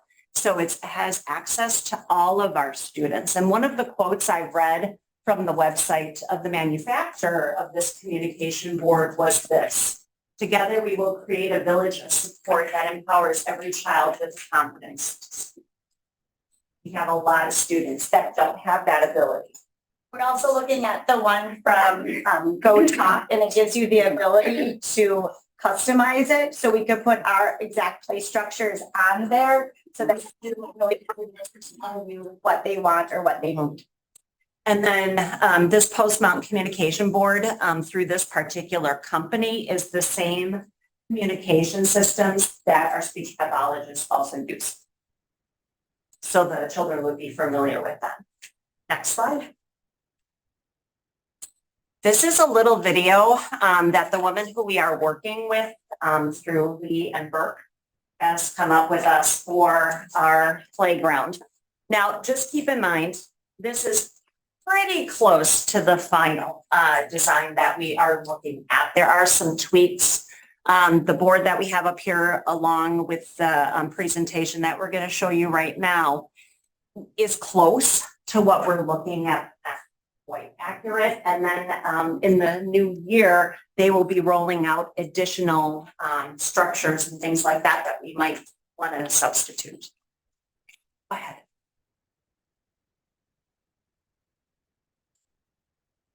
They're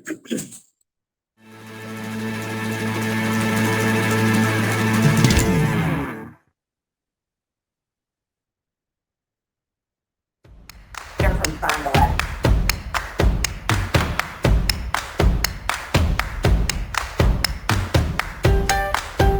Existing play structure would stay. The main one, the other ones, we'll tell you later, will be cool. We'll see big.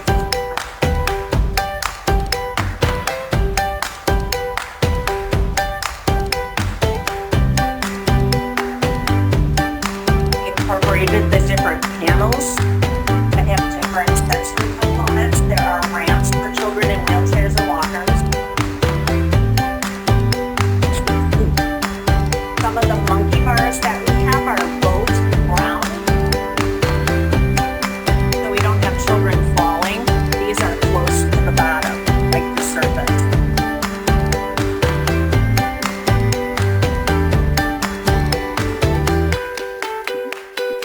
Those are STEM panels. And then those back here are hammock swings for the children. And all this surface is all pour and play.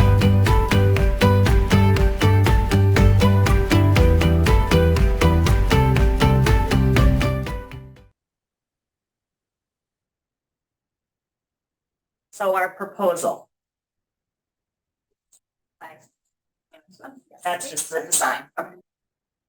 So the proposal is this is going to cost us approximately $450,000 to $500,000 to complete this. It is subject to change after plans are finalized. We are working with the parent-teacher collaboration at Brown Deer Elementary School to secure funds for this project, as well as I will be working, my job is to find the grants to help make this a reality for us. We will be soliciting monies from community partners and local businesses. One of the ideas that the Burke and Lee company had was that a company can purchase a piece. So like merry-go-round, they can purchase that piece and then we make a placard for it. So that there's some ownership there. The new products are being released in 2024. So again, there might be some variance in our design. We would really like to start this in the summer of 2024. Next slide. What we need from the board, number one, to approve this so we can move forward with some grants. The district responsibilities would be removal of the large tree. There's one large tree that has to come down. Where's that tree at? Right on the corner. Right on the corner, it's Right right by the inside the fence, on the corner in the front of the school. Okay, all right, yeah. By the parking lot. And the reason that needs to come down is because of the root system. So when they do that pour and play, it'll pick it up. So we don't want that to happen. Removal of the wood chips in order to create a smooth surface for them to do that. Removal of the circle concrete area because we're going to be putting a new area there. Removal and repositioning of individual slide, the balance beam, rock wall to the second playground for older students. So that would need to come out and then be moved. Security lighting, Mr. Griffin did talk to us about that when we made this proposal to him several weeks ago, just to keep that area a little bit safer in the evenings. And then additional concrete border around the pour and play. So when they do that pour and play, obviously there needs to be a concrete border so it's not running all over the place. We do have some already in existence, but more would need to be added. Next slide. Closing thoughts. Something to ponder. Inclusion is not bringing people into what already exists. It is making a new space, better space for everyone. Love that. Any questions from the board? Do you have an idea of what that cost would be for the district responsibility? We were working with Matt to try to get some quotes with that. And honestly, we were planning on adding that into our fundraising too. So it's more like we would like the district to help out, but we can add that into the fundraising and the grants as well. But it's just something that Lee Recreation doesn't take care of. They're not going to bring their people in to come take down the tree and take out the wood chips. That's something that we're going to have to figure out how we do that. And we did talk to Matt about it already, but we are planning that would be an additional cost, but it would be brought in through hopefully fundraising and grants. That's additional cost over and beyond the 450. Yes, yes. And that would actually have to take place first in order for Yes. you to begin. Right, if we had any- Oh, I'm sorry.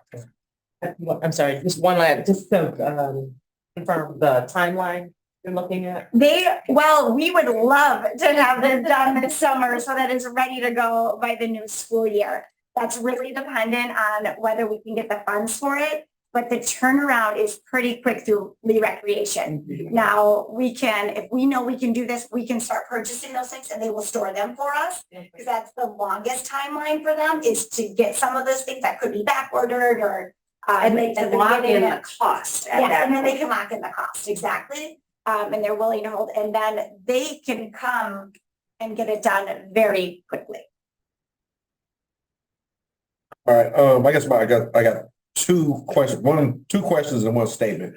My question is gonna be like, Matt, if we talk to the village, because I know, even though this is our footprint or whatever have you, when you start to talk about moving a mature tree or whatever have you, sometimes the village has issues about stuff like that. I've not had a chance to talk to, the gentleman's name is Matt. I have not had a chance to have a conversation with him. We're actually scheduled to have a meeting sometime after the first of the year. That was, my intent was to do it in December, but some personal things came up, so. Yeah. I had to postpone it until after the first of the year. Okay, that was number one. Number two, this footprint for this new playground, where exactly would it be? Right next to the old playground, or where we overtake? It's the same surface, so it's around. So if you notice like there's a tall singular slide, Yeah. there's a rock wall there. And then. Oh, so you're trying to talk about putting it in? I was wondering that, were you talking about potentially, because this playground is more specifically made for ages 3 to 3 to 8 or whatever? Would you be looking at trying to have this as a separate playground area and stuff? Because the only thing I know is if I'm a kid and I see this brand new stuff. It's inclusive. Anybody can play. Right. Okay. Make it more accessible for everybody. Okay, that was my second question. And I guess my third statement, then my next thing is going to be in relationship to my statement is that, I talked to when the PTO, is it PTO or PTA? PTC spoke to me. I actually was like, well, you know what, within the village budget, they were doing some things for improvement for parks. Well, I guess we were a little bit late in relationship to that, and I've had a conversation with President Montgomery, and so there isn't any money in this physical year or whatever have you. This may be one of those things that we may need to talk to the village as well too about that, because kids that live in Brown Deer can actually come in and play on the playground as well too. So it would be quote unquote a community park. So that may be another avenue that we turn around and we look at, and we speak with President Montgomery and the village to see if there may be some dollars that can come from the village to be able to enhance enhance being able to do that and stuff, because I think we really kind of need to get creative. And then I think the last thing when I spoke to her, when I told her I would donate $100, even though I know $100 doesn't go anywhere towards the 500,000, but again, every little bit counts.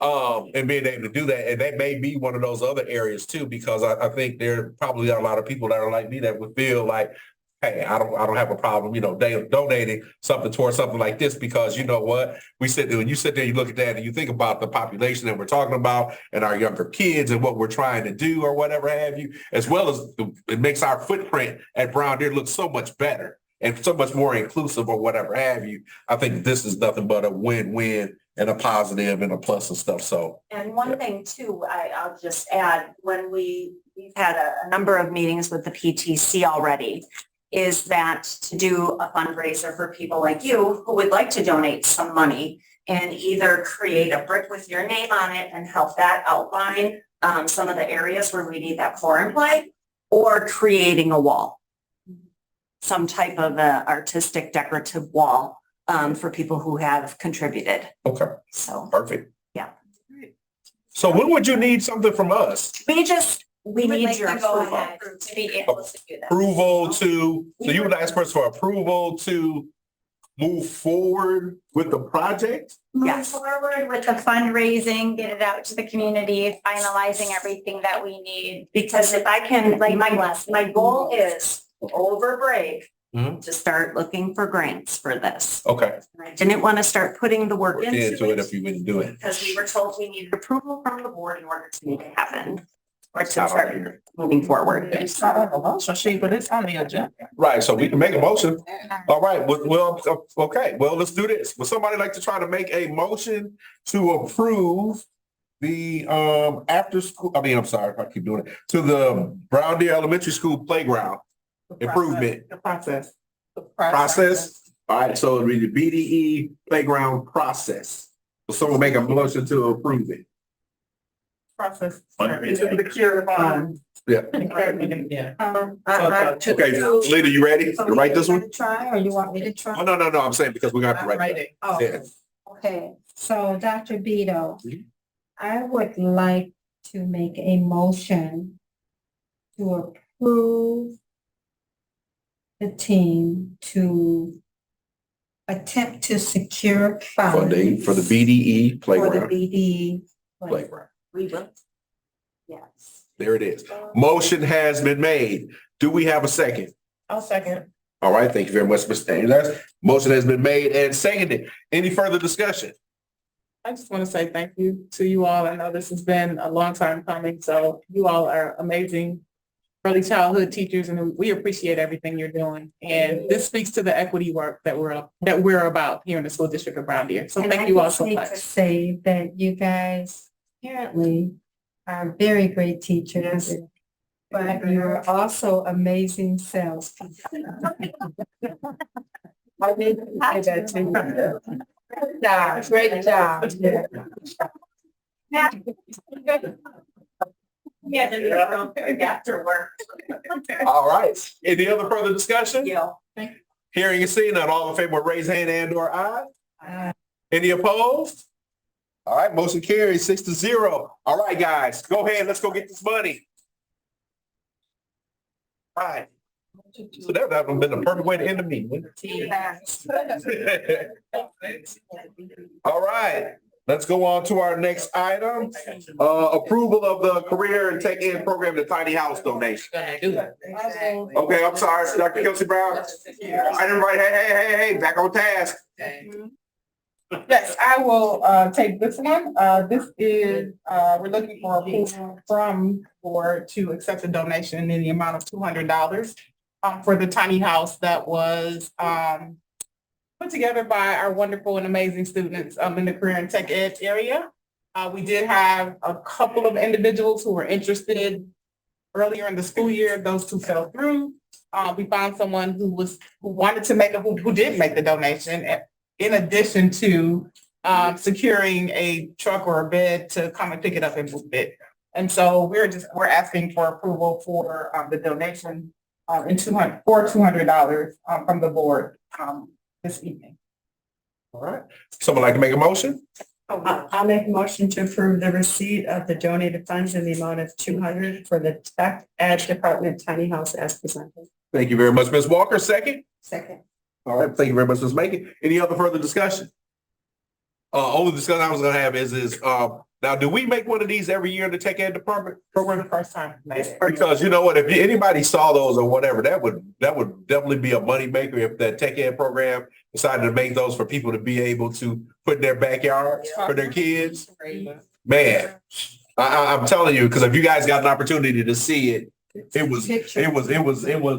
nice. And if it would have got it painted, you know, look, if you see the picture of them or whatever, you like, wow. Think about how many parents would love to have that in their backyard for their kids and stuff. So potential that could be whatever. It could be a money maker. So again, that was my piece on that. So with that being said, we have the motion. When it all in favor, raise hand and or aye.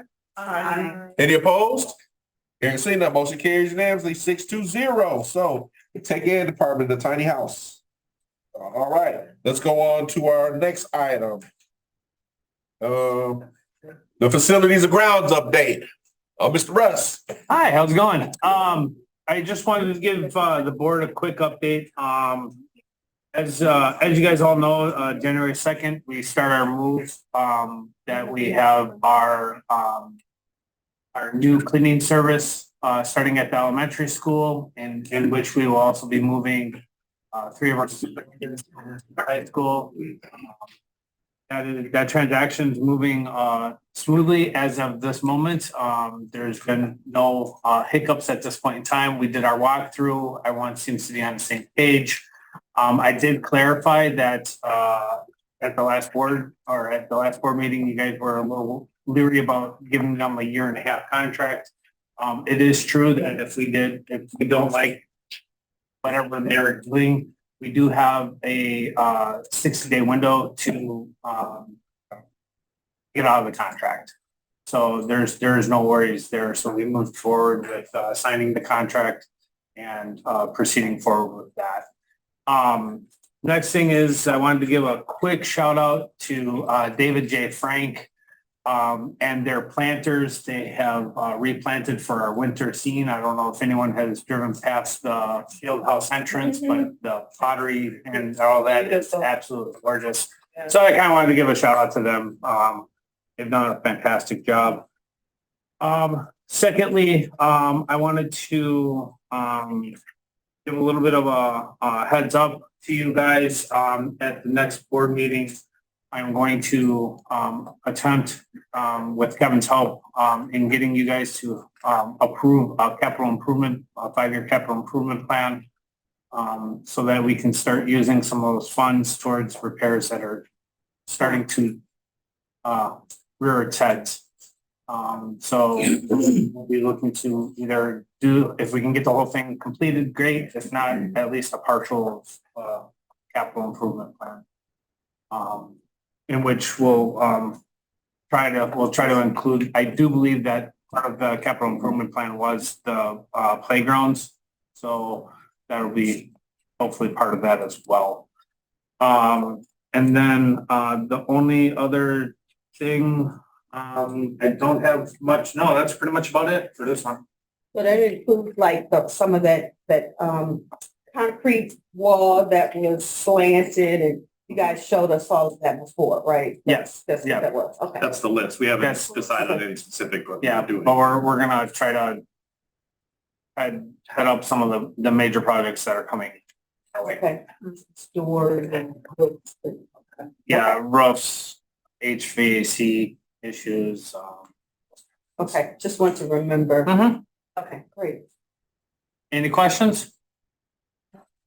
I'll also point out that as I start to get a better sense of projections of how the year is going, we have the option. Obviously, you need the capital improvement plan to use Fund 46, which we have at $550,000 sitting in. I personally would like to try to reserve that for a project that uses most. I mean, like something really big that would be harder to pull out of instead of a lot of like onesie twosie third things that are smaller. So we may look at you know, what the cost of a specific thing is. I think Matt's gonna bring, there's gonna be some boilers and some other things that we're gonna have to look at. Those may be things we might want to just pay for out of the operating budget. We can always potentially transfer if we do end up with a shortfall at the end of the year, but I think we'll have some money available. So depending on what the project is that we need to do, we may just want to pay for it out of Fund 10 and, you know, lessen a potential surplus this year and keep that money growing and then have it available in case some year we need a $500,000 project that we need to do. All at once. And those kind of decisions you'll make and present your plan as you're asking for the approval for the 5-year capital. Correct. It's extra. 10 year. Right. Write it down somewhere there. Yeah, that's right. All right. Yeah, that does satisfy one of the options, one of the parts of the strategic plan. So there you go. All right. Any other questions? Okay. All right, let's go on to our safety update.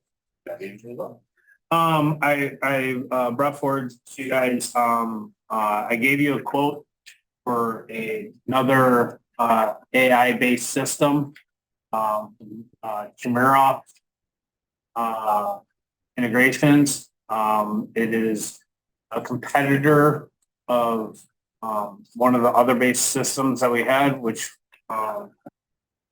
you guys were presented part of. I do have the quote from for both.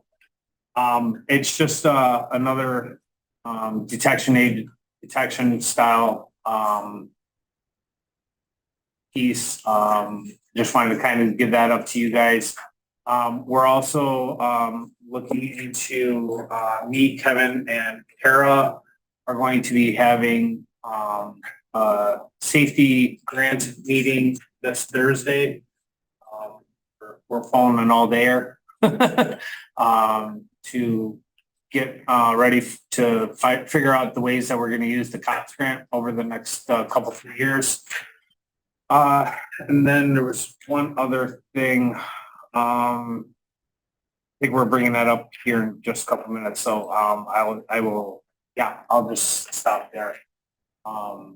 It was about the safety at night. So I know Dr. Brown is going to be presenting that, so I'll let her start on that. But do you guys have any questions about the safety aspect of issues?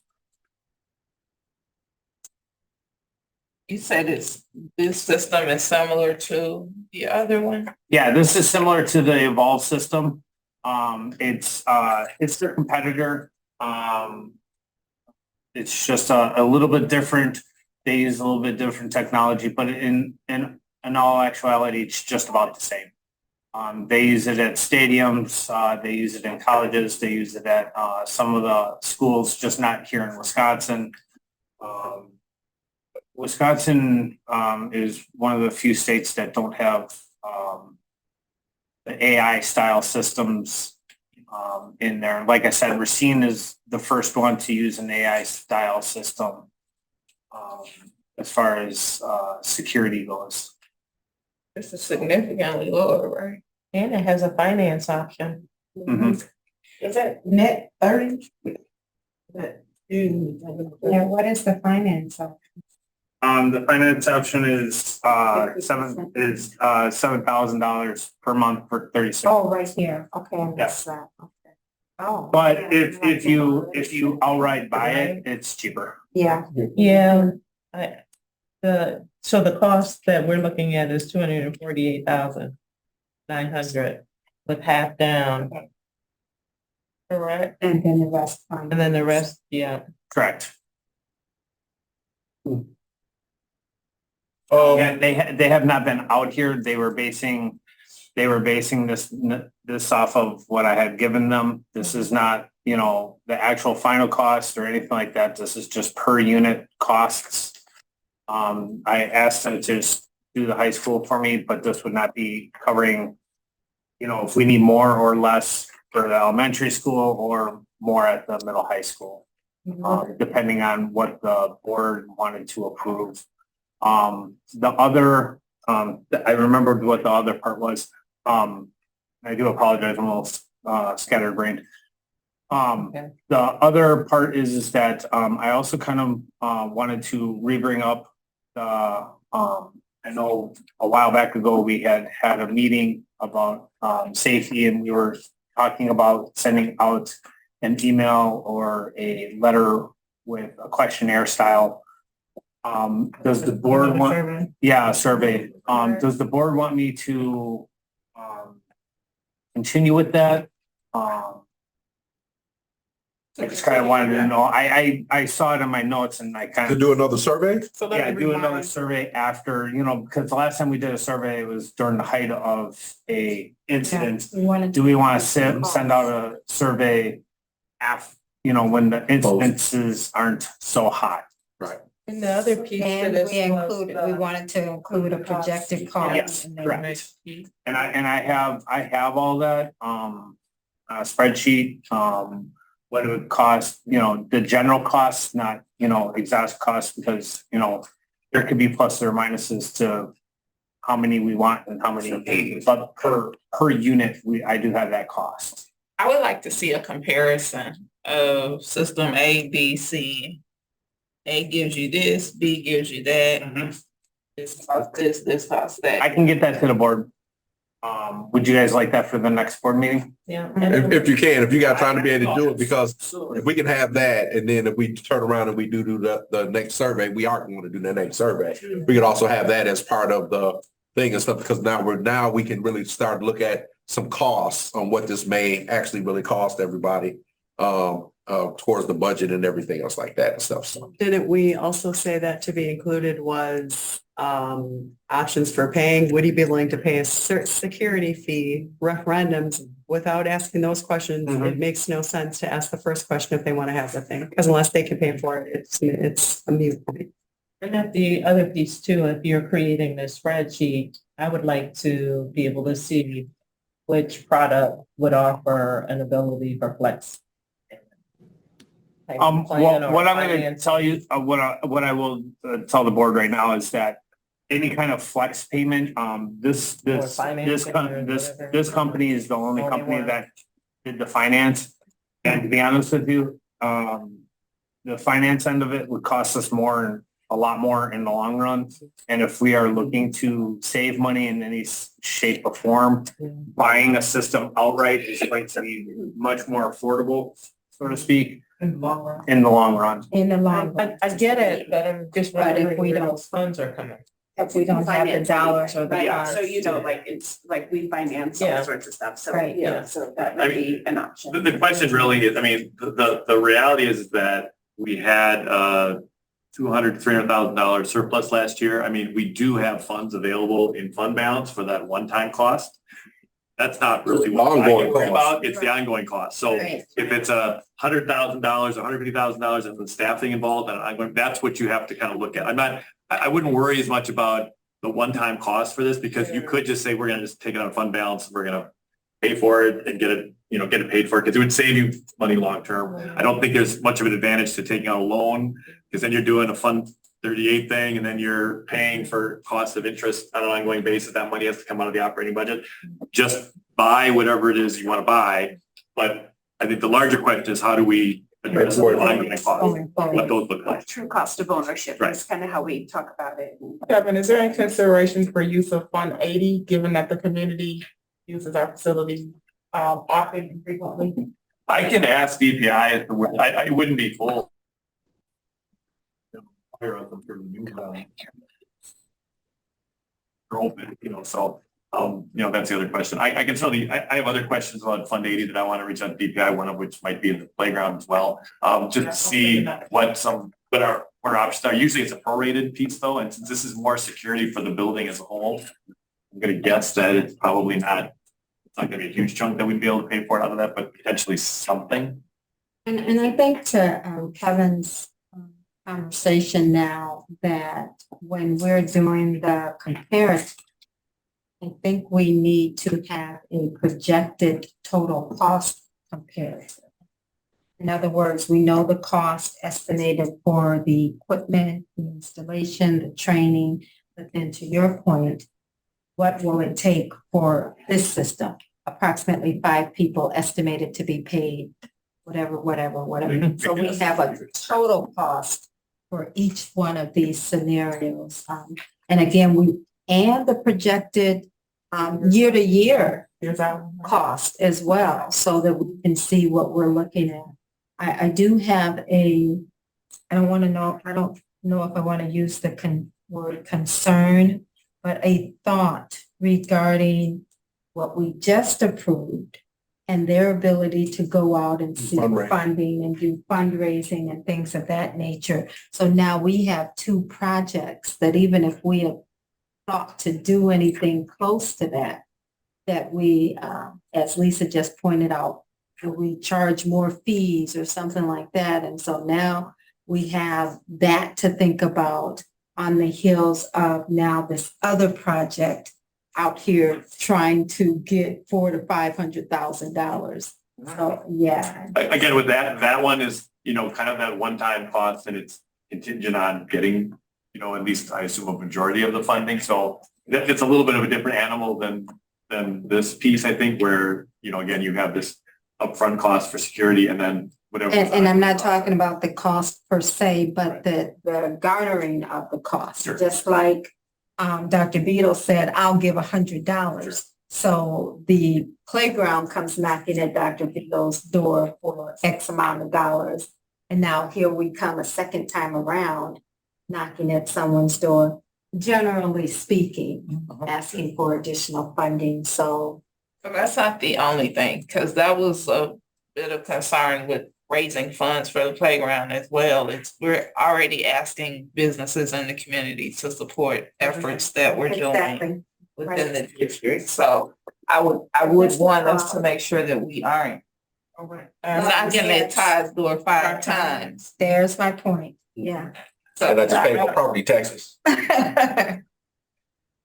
But we're certainly still on board with this. And so in our next meeting, if we can get the comparisons but inclusive of all the costs. Yeah, total cost, personnel, that, the ongoing thing or whatever, we can do that. Because now I think what that does is once we put this back out to the community or whatever, now they understand how much it's gonna cost, and all the scope of what's happening with it and everything else like that. So that way we can make a more concerned, a better decision. And if we have to turn around and ask for some money, hey, this is one of those things that with safety costs. Yeah. And in the context of the next conversation, that when you look at how active the buildings are, so then think about this in that context of it could be, 12 hours a day, 7 days a week, 360, not 365, but 350 days a year that the building is being used, and then we have, if we're putting this equipment in, are we gonna let it idle for non-school days, or are you gonna have to have staff? You gotta have it. So when we have like those after school things, and then when we start to talk about even in the summertime, when we're leasing out the gym and stuff like that for AAU and all the rest of this different stuff, they're gonna have to pick up some of that cost as well too. So those, I mean, you certainly have opportunities when you have facility rentals, but just the activity that is involved with between park and rec and athletic events and everything going on, it's like if you're doing this, you almost have to staff it for whenever the building is open, and that just adds to the amount of hours that you're talking about staffing to have these operations. Granted, maybe you don't have all 3 operational, but you have one, you've got one and everybody goes through this one door. And so then that way, that's where we have to be strategic in relationship to where people are coming in and where people are coming out. Like I went to the girls' basketball game, right? So everybody's came through one door, and then when you got ready to leave out, you went out through one door or whatever. So that would be some of those things that we'd have to do from that standpoint of, controlling coming in and controlling going out. Although the challenge is though that there are, and again, I don't want to steal thunder, but there are times where the middle school has something going on in the South Commons and the high school has something going on in the field house, and you try not to have those two groups necessarily, commingle. So do you force them all through one entrance? Do you have to have 2 entrances? Again, there's a lot of legit. That would be a planning thing. That would be one of those ones where what program starts at 4 and ends at 6, and the other program starts at 5 and ends at 7 or something like that. That's a logistical thing. So. All right. Let's go on to our next item. Yeah. All right, is everybody done asking questions in relationship to safety? I'm sorry. Yes? Yes. Okay, all right, let's go on to our next item is discussion and approval of the after-school safety and security supervision. So now would that be? I'll take the lead and, I'll have Gregory. See y'all? Can you hear? Oh, I see. Yeah, I can hear you. Okay. Okay. Then I have Mr. McGregory and Matt chime in. The executive summary was put together by Mr. McGregory and, in collaboration with me. Yeah. I shared with, Mr. McGregory, that we've been, actually engaging in this conversation prior to my ascension to the superintendency, right, Gerald, in terms of after-school activity and Yes. building being Yes. very, very busy in the evenings. And we have tried to take a Band-Aid approach, if you will, and try and hire a myriad of individuals to help us with after-school activities, including supervision or gently escorting some of our students away from the buildings who are not involved in any extracurricular activities. We do have, we know that the middle high school gets out at about 2:50. We have kids hanging around here till 4 o'clock sometimes waiting for their parents to pick them up. Now, that is absolutely not okay. If you're not part of an extracurricular activity, then parents come pick our babies, your babies up, because we do not have the capability or the capacity to supervise children who should not be here after school.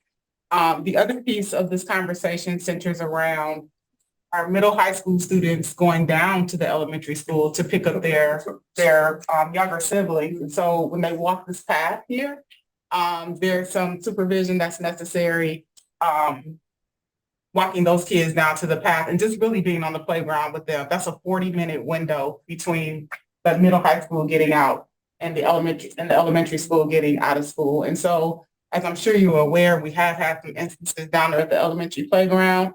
I've done duty down there. We've hired paraprofessionals to leave the building early and go down to do some supervision there. Kevin and I have gone down. So it just, we've tried to make it work. As you all know, if I don't have to come to the board and ask for anything, I don't. But we've gone around and around and around with this particular situation. And I just think we're at a point now, in conjunction with Mr. McGregory as the K-12 athletics activities director, where we do need someone on a consistent basis after school for supervision. We believe that this person could pick up where Ms. Kimber, our security company, she ends at 4. She ends at 4. So the thought would be the person picks up at 4 and then carries us through to the end of the night. Plays, basketball, cheerleading, like we're busy. And so in the current climate that we're in, we've gotten to a point where we do believe that it's necessary for us to have someone in that space. And so, Gerald, I will turn it over to you. If I've missed anything, please feel free to chime in. And then make our recommendation to the board for after school supervision. The only thing like I would add is just the fact that things have changed a lot in terms of schools and what goes on, I think, in various communities. And I don't think any community is exempt from just incidents. And I don't know if you read the executive summary, but there's a piece that I cited in regards to what happened a couple months ago at Kennedy Middle School up in Germantown. I think that kind of catapulted some different school districts of taking a different approach to try to address some of these concerns. And so what you have in the executive summary is 3 different options. The first 2 options, option A and option B, is really looking at getting a security company to come in and to provide these types of services, particularly for after school, for athletics / after school activities. And I know that New Berlin School District has took the liberty to retain Secure Resources Unlimited, which is option A. And so has the Brookfield School Districts as well. And then in talking with Dr. Brown and then talking with Matt, that's when option B came into play about our current security company, GT Private Detective Agency, could also provide that service at a much reduced cost compared to the option A. And then option C is truly just another Band-Aid. It was just a means of trying to provide some services. But once again, that would require us to go out and to hire. And if it was up to me, which is not, I would defer to either option A or B because of the training that these individuals will have, where versus going out to hire, I can't necessarily guarantee that we will be able to hire somebody who has the background that we need to help us in this capacity. Hopefully I did a good job in terms of explaining the rationale why we're before you and hoping that you'll be able to give us a solid answer so we can move forward and then provide the necessary safety environment for our students, families, and our community. Question. How exactly or where exactly would this person be stationed? Because if you only have one person, this is a big school. And if you talk about them walking people down to the playground, then who would be at the school? Is one person enough for this, Cass? I can attest to this is that, so the person that would be coming in would be a secondary person from 3 to whatever time. So during the 3 to 4 o'clock period, we would have Miss Kimber, who would be at the middle high school area. Gotcha. Then we would have the second person who could help out at the middle high school for a little while, right at the beginning of release, and then have them be able to still have the capability of walking the pathway and helping guide our children in the right direction between 3:15 and 3:45, them having capability of coming back up to the high school by 3:45 and taking the rest of the shift at the high school from 4 o'clock until 10, and then having a full 8-hour day and walking the premise, so to speak, not really stationed in any one particular area, just walking the premise, making sure our children aren't, we had, I had to do a little video recon, and I noticed that we had children at 7 o'clock at night roaming the lower level. And I'm not going to say that it was warranted, but they were going into classrooms and stuff like that were being cleaned. Well, that's one of my other questions. Is I've been to an orchestra concert in many plays, and the students that are in the play or the orchestra, they're running around. There's parents coming in and out, and that's another instance where one person, would they be watching the students that are performing, running around, getting to where they need to be, the parents coming in? I mean, there's a lot going on a night. Yes, and again, this is one of those things where we're going to have to sort of change the culture of how we do things. I have noticed, and I want to, once we figure out about our security team and everything else like that, I want to start changing our culture and how we allow our students and our families to be able to not have the capability of walking through our schools. So limiting where they have access to. It's crazy here. And it truly is. And I think what we, like I said, it's a change of culture as well, because we have to start to realize where we can shut doors and keeping those doors shut during activities, during active hours of the day. Mr. McGregory has done a great job at the field house area. His team has done a phenomenal job of when we have a high school event. The high school event stays at the high school event. It's south of there that we have issues that we're still addressing and still talking about. And Mr. McGregory has started addressing some of those things, and that's why we're coming to the board now to help with that scenario, because it is a change of culture and it's a change of climate as well. And it's a lot. It is a lot. And I don't know. I don't know if you guys got the calendar from October to January of how often that our facilities are being used on a daily. Oh, right. Right. Is that part of that 177 that's left for this calendar year? That was, no, the 177, yeah, I think that is how many days we have left in the calendar year.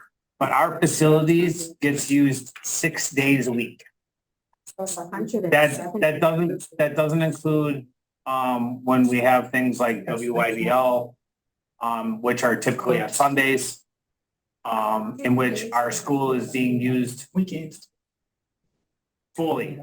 Because we use the South Gym, we use the North Gym, we use Field House.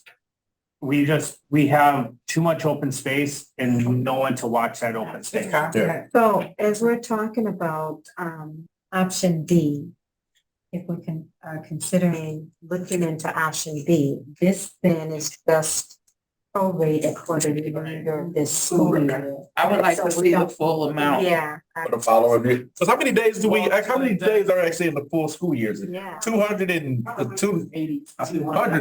280? Yeah, 280. No, the school, 280. here is 172 student days, but that doesn't include weekends and all the other. Okay, So- that's so- what mine. So I guess what I want to do is if we did this so that way we can kind of guesstimate how much it would cost per year if we turn around and we did, I know this one right here is prorated for this year. Option B, which I don't have in front of me. It's like $38,000 or something like that for, They were, Mhm. 40 or 35 an hour. 32. He actually sent me a thing, he said it was 35. He apologized, yeah, Dr. Williams apologized, he said it's $35 an hour for nights and weekends. so how much would, so And that's per That hour makes it per person. 41,650. how much? 41,650. For the rest of the year. For the rest remaining, of this and that's school year. only if we do one person. What are we paying right now? 50,000? 50,000. Yeah, we pay for, yeah, somewhere in there. We pay 40. Yeah, nights and weekends ain't in there. Yeah, they're here 8 hours a day only at School days. Okay. So this right here would cover us for the nights and the days that school isn't or whatever. We got these other events or activities. Are we good with the security company that's in place right now? Do we like the work that they do? Yeah, I do like what Miss Kimber is doing. She's very active. She's walking around constantly. Builds great relationships. She has a great relationship with our students and staff. Very responsive. So So you guys like it. So you guys like her. Okay. But again, if they're able to bring in a quality person like that, correct. then we're good. And then when we look at the price, because I'm not so gun ho on a armed security person running around. I'm not too gun ho about that one right there or whatever. And then when you look at the price, like $88,000 for one person, I mean, that's like, but again, so then that option C is us hiring our own person. But then if they call in sick, if they're not around or whatever have you, now we're back at square one. Which is what we tried. Right. And that again, so Gerald, that's that Band-Aid approach you were talking about. Right. Correct. All right, so board, we've kind of had some discussion relationship to this and looking at the numbers and everything else like that. Thoughts before, if anyone would like to be able to make a motion? And let's talk about, which option, if we are talking about doing this. But are we saying that one person is going to be enough to fit your needs? Well, and I guess that's. Our thought process was, let's try one first, see what that Yeah. brings. Let me ask But we're hoping that the person is so mobile that, again, the high school side, Gerald is able to get Gerald, you would agree with me, you're able to get the high school side settled once we can get the kids out the door and parents come pick them up. It's the middle school side that's a little.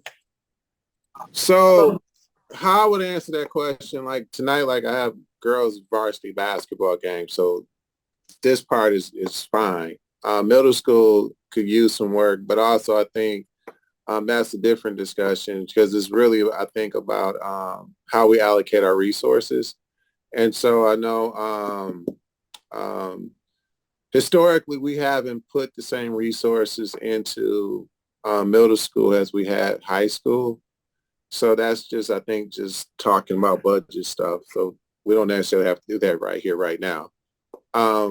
But I just think too, like I said, climate has changed. And so it just calls for just doing things a little bit differently. Then I also wanted to add, I think Ms. Walker was talking about the mobility part of it, because Matt and myself talked that we would want to probably like have a laptop where the security person would have the ability to see the different cameras, and to have like a mobile like computer station where they could move around with that if need be, and that could be stationed in the SRO room, so that wherever he's seeing people are at, he or she can go to that area and move them around, because that's the only way I think one person would be able to manage our space, is if we had some sort of camera system on a laptop so that they can see the different areas as they're patrolling and so on and so forth, if that makes sense. Yes, thank you. All right. One thing I would say is I think that option A and that $88,000 where we're at right now, I'm not necessarily sure that does it for us.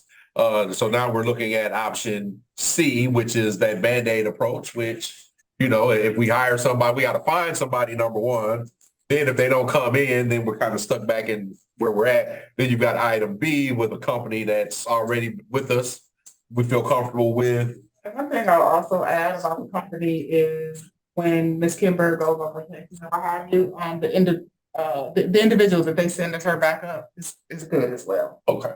All right. So it seems as though that we're really just looking at option B, pretty much. Well, but I also want people to be clear though of comparison, because option A was the cost for 36 weeks, whereas option B is only the cost for the remainder of this school year.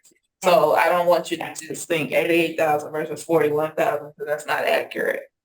Right, because we will have to, how many days do you all think that is in a full school year? Because the motion is asking for a dollar amount and not an option.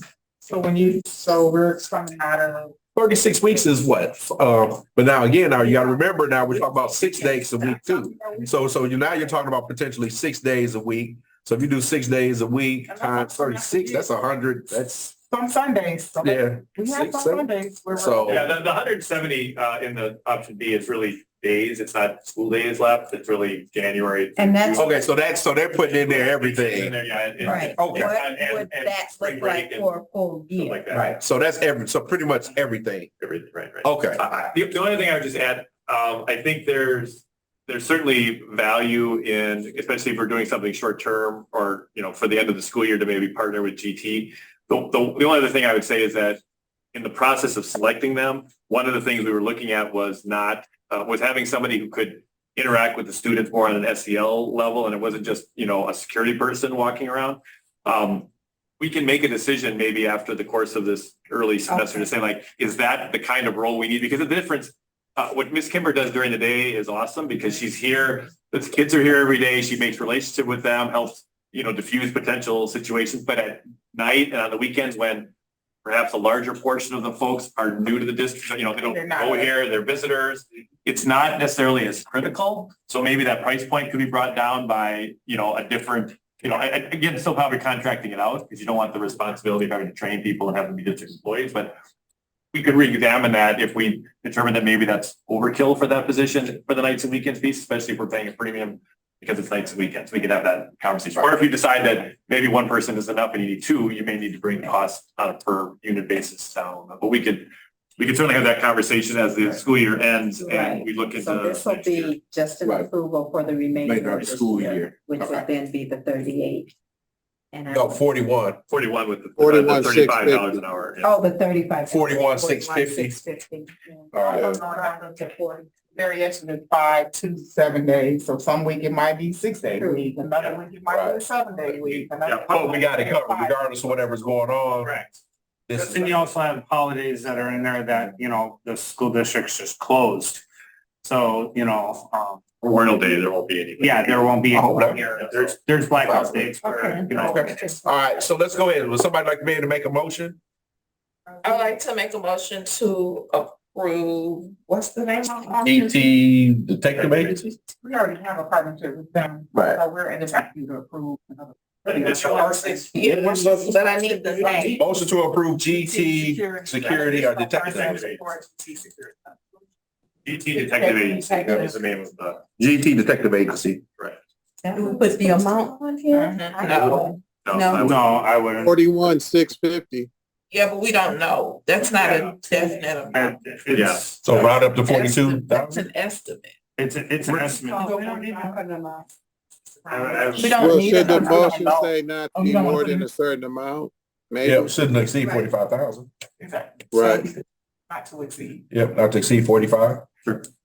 45,000. Yep.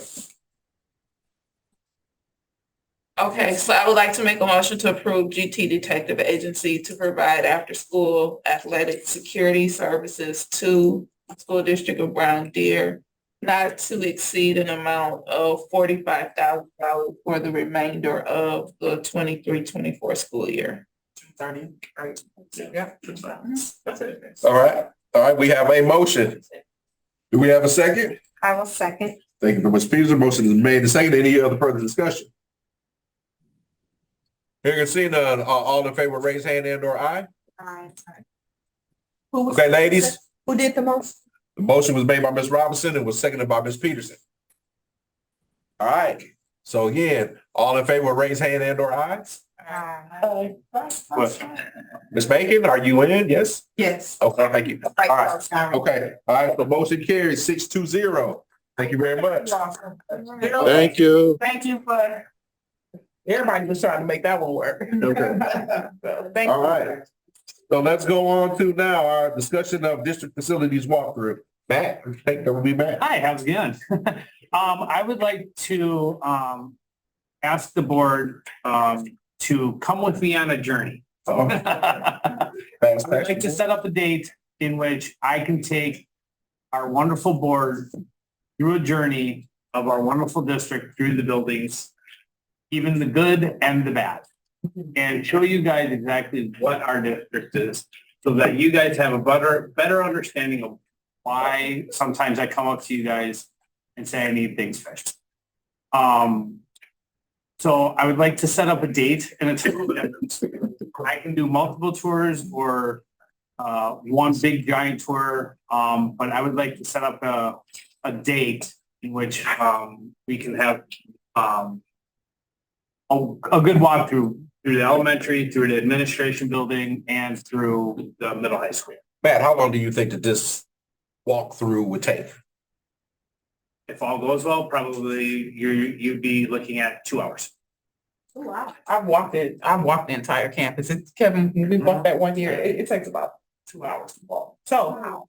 I was sitting there actually thinking of seeing when we were waiting for us to be able to do it during one of our regular board, but that's not gonna work. This will have to be like a Saturday morning thing or something. Even That's still, hard. it's That's hard. 2 2 hours. hours.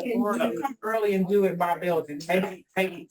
No. We walk the whole- Because you guys are gonna have questions. So are you thinking about like, What if you did a building per meeting? And came early? rest of the, I mean, it's, you know, I want to have the capability. I will tell. I would rather just do it all and just get it done in one time. So, and we could do potentially a Saturday morning or something like that. Get it done. I will tell you this, the elementary school is going to take you the least amount of time. It's the middle high school that takes the longest. Okay, so if we're talking a Saturday morning, what are we? You're talking about ground zero, like we walked the whole. Well, I mean, you know, it's chilly outside. It's chilly outside now. Chilly outside. You know, so, Yeah. so now we can just do the buildings. All right, and then when the springtime come around, we can go outside. Absolutely. I have no problem. Now, did that break 2 hours down to an hour? No. Gave it a shot, y'all. That actually. You still gotta Get go together. outside. All right, so, okay, but first off, board members, would you be willing to do something on a Saturday morning, do a walkthrough? And Saturday. Feels like it already started. Eight o'clock. Hold on, y'all, hold on. Lisa, say again. 8 o'clock, get done. No, ma'am. No, ma'am. Oh, man. I'm up. Watching the Super Friends. I wake up at 5 every day, sometimes 4, so that's 8 o'clock. I have little, so I'm up early. Right. So what if we were to look at something like this? Okay, I tell you guys what. What if we were to do like, find one of these Saturdays, we do at 10 o'clock and I'll buy pizza afterwards. Do we have something different than pizza? Are your pizzas out? See, hey, I was trying to be nice, so now we can just do 10 o'clock and we done. Forget it. It is, 30, I was like, no, it's kind of, so. So we are possibly Say looking it a little louder right there. family table. No, I thought you said we need the table. Okay. Right. now. Well, I mean, this wasn't something that we needed to make a motion on or whatever. This is kind of a discussion to say, are we ready? You know, is this something that we ready to do? Are people actually willing to do this or want to do this? So I would say if we could figure out one of these Saturday mornings that would look decent for everybody, like say like at 10 o'clock or something, because we can be done by 12 or whatever. Would it be less than 2 hours if you just do like I said, it took us 2 hours. We walked the whole. Right. So we take let's say an hour and a half or whatever, and then say we did something at 10. You did something at 10, you're done by 11:30. You still got the rest of your day. You're not getting up too early. 2 hours. You know, we got a lot of questions. I'm just putting it out there. Let's figure out a Saturday. All right. Let's just figure out a Saturday. Okay. How about Saturday, but a 9 o'clock start. Bowling's at noon every Saturday for me, so I would need to be somewhere at noon. Preferred. So you already got a Saturday in February. What are we walking the 2 hours for? in the building? You want to show the building, he just said all of that. It was. Pictures are one thing, but actually. I can't do the 6th meeting, I can't do the 13th, I'm out of town. January 20th. I was getting ready, you can't do the 20th? I can do the. I was gonna say, what about January 20th? Saturday, January 20th? Is on my calendar for times. I got a lot of stuff. Well, just put your calendar out. I'm gonna be starting classes. I'm in a cohort. I have a bunch of stuff. I don't know what my schedule is gonna be. Keep in mind. But I don't have to be there, y'all. You'll be coming out of the excellence, right? Oh, this is true. That's true. But that won't work. Hey, convention people gotta be out. Just need to, Throw a day out there like January 20th and be like, if you can make it, we can make it. If we can't make it, we can't make it. not throwing the 20th though, because that's coming out of the convention. So the 27th. That ain't gonna work for me. I got a board. Okay, so Saturday the 20th. 20th? I can't make it, You can't. but that doesn't matter. I don't. What about Saturday the 27th? I can't make I the can't do that. I 27th. can't do the 27th. Okay, what about, can we go down to the, I mean, people are gonna hate when I say this, but there's a winter board retreat on the 24th that we just all in, spend the day here. We're already gonna be here. 24th of February? February 24th, board. Is that too far out, Matt? No. So February 24th. See, we're already gonna be here. We can just go all in that day. Wait, Yeah, we do got a board retreat February 24th. what is that? The The next next weekend? weekend. All right, so we already got the board retreat at 9 o'clock, right? Yeah. February 24th. Yeah. So if because generally our retreat goes from like 9 to 12, right? So what if we just said we go from 9 to 2? Just all in, otherwise we're not, it's gonna. Get it over with, because we're already gonna be there. Yeah. All right, so let's look at Saturday, February 24th, and we go from like 9 to 2. 9 to 2, yep. And you still buying? I ain't buying lunch now, so don't pop my butt and talk about we done had too much pizza. Well, nope. Ty Beautiful keep his money in his pocket. I may be late for that meeting. Okay, that's fine. That's cool. Okay. All right, so let's move on. Let's go on to item number M, school board candidacy for April 2nd, 24 spring election. All right. So I hope I ain't on vacation next time. It's so crazy. All right, so now the school board candidacy for April 2nd. Okay, everybody know that's when the spring election is gonna happen. December Wait, January, what is the date, the last date that people can apply to run? Is it January 15th? January 2nd. So January 2nd is the last time that people can put in that they would put their paperwork in to be able to run, to be on the ballot. Right. Okay. Is there a specific time on January 2nd? Is it by 5 o'clock? But now, wait a minute, now, I guess the next thing is people have to be able to do that. They have to come see Donna, right? So are we open on January 2nd? Yeah. Okay. We'll resume. Oh, January 2nd? Yep. Damn. Yeah, we back. Well, no, I'm just saying, the January 1st is right there. It's like, damn, I ain't still back to work in a second. Okay, so by 5 o'clock, is it 5 o'clock, Donna? So by 5 o'clock, January 2nd, any individual, any community member that would like to run for the Board of Education has to have their paperwork in and come and see Ms. Ross by 5 p.m. at the ASC by January 2nd. Okay. All right. Let's move forward to discussion of the WASB State Convention proposed resolutions. All right, so Ms. Daniels Ashley. You know what? Let's give us the Cliff Note version. So the Cliff Note version is take a look. There you go. That's all you need to say. Yeah, take a look because there are recommendations behind them. Right? And most of the recommendations, when I reviewed them today, I can't speak for my fellow board members, but I pretty much concurred with everything recommendation. Okay. I don't know if you took a look at it. I did. I read them all. I read them all thoroughly, and Okay. there was not one that I just didn't. All right. All right. So Ms. Daniels Ashley, I think that we probably all will agree with your wisdom and knowledge and expertise in relationship to this to represent us. So yes, so thank you very much, Ms. Ashley. I think we'll go along with your recommendation. All right, see, look at that. That's working out well. All right, so discussion of our winter board retreat. I think we just added 2 hours. So we're set with that or whatever have you. Okay. Our next item is going to be our motion to approve the first reading of the Neola policy revisions. And wow. I was like, whoa, there was too many of these things.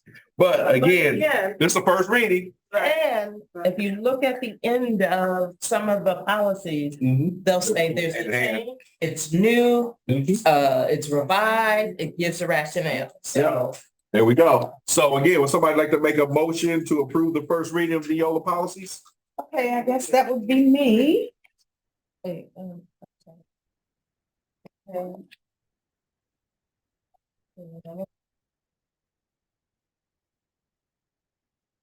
Got it? You got to read all. But you know what? Let's I can be quiet that I listen. Can we list it? Can we do it consent? As listed or consent? As presented. As presented. Yep, there you go. As presented. Yeah. Also approve the first reading of the old policy revisions as presented. Yeah. There we go. Presented and right. Dr. Beto, President Dr. Beto, I'd like to make a motion to approve the first reading of the Neola policy revisions as written. As presented. Presented, she said written. Written and presented. Yeah. Written and presented. Okay. All right, we do have a motion. Do we have a second? I'll second. All right, Ms. Walker, motion is made second. Any discussion? Hearing and seeing none, all in favor, raise hand and or aye. Any opposed? Hearing and seeing none, motion carries 6-0. All right, let's go on to item number board report.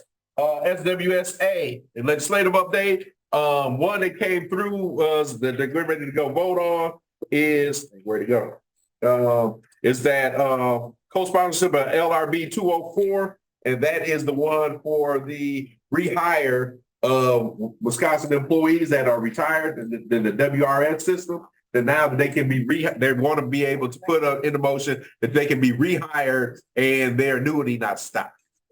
All right. So that was one of the big things and stuff that they've been working on this one for years. I know, Monica, you did the executive meeting with SWSA, but then when we started talking about SWSA, there's a million things that come out like I get emails like every other day from Linda. Et cetera, et cetera. Yeah, yeah. So there's a million. So you turn around and you look at Et cetera, et cetera. yeah. So then you just kind of look at like which one is the most important thing, and it's this one right now. So that's the SWSA update.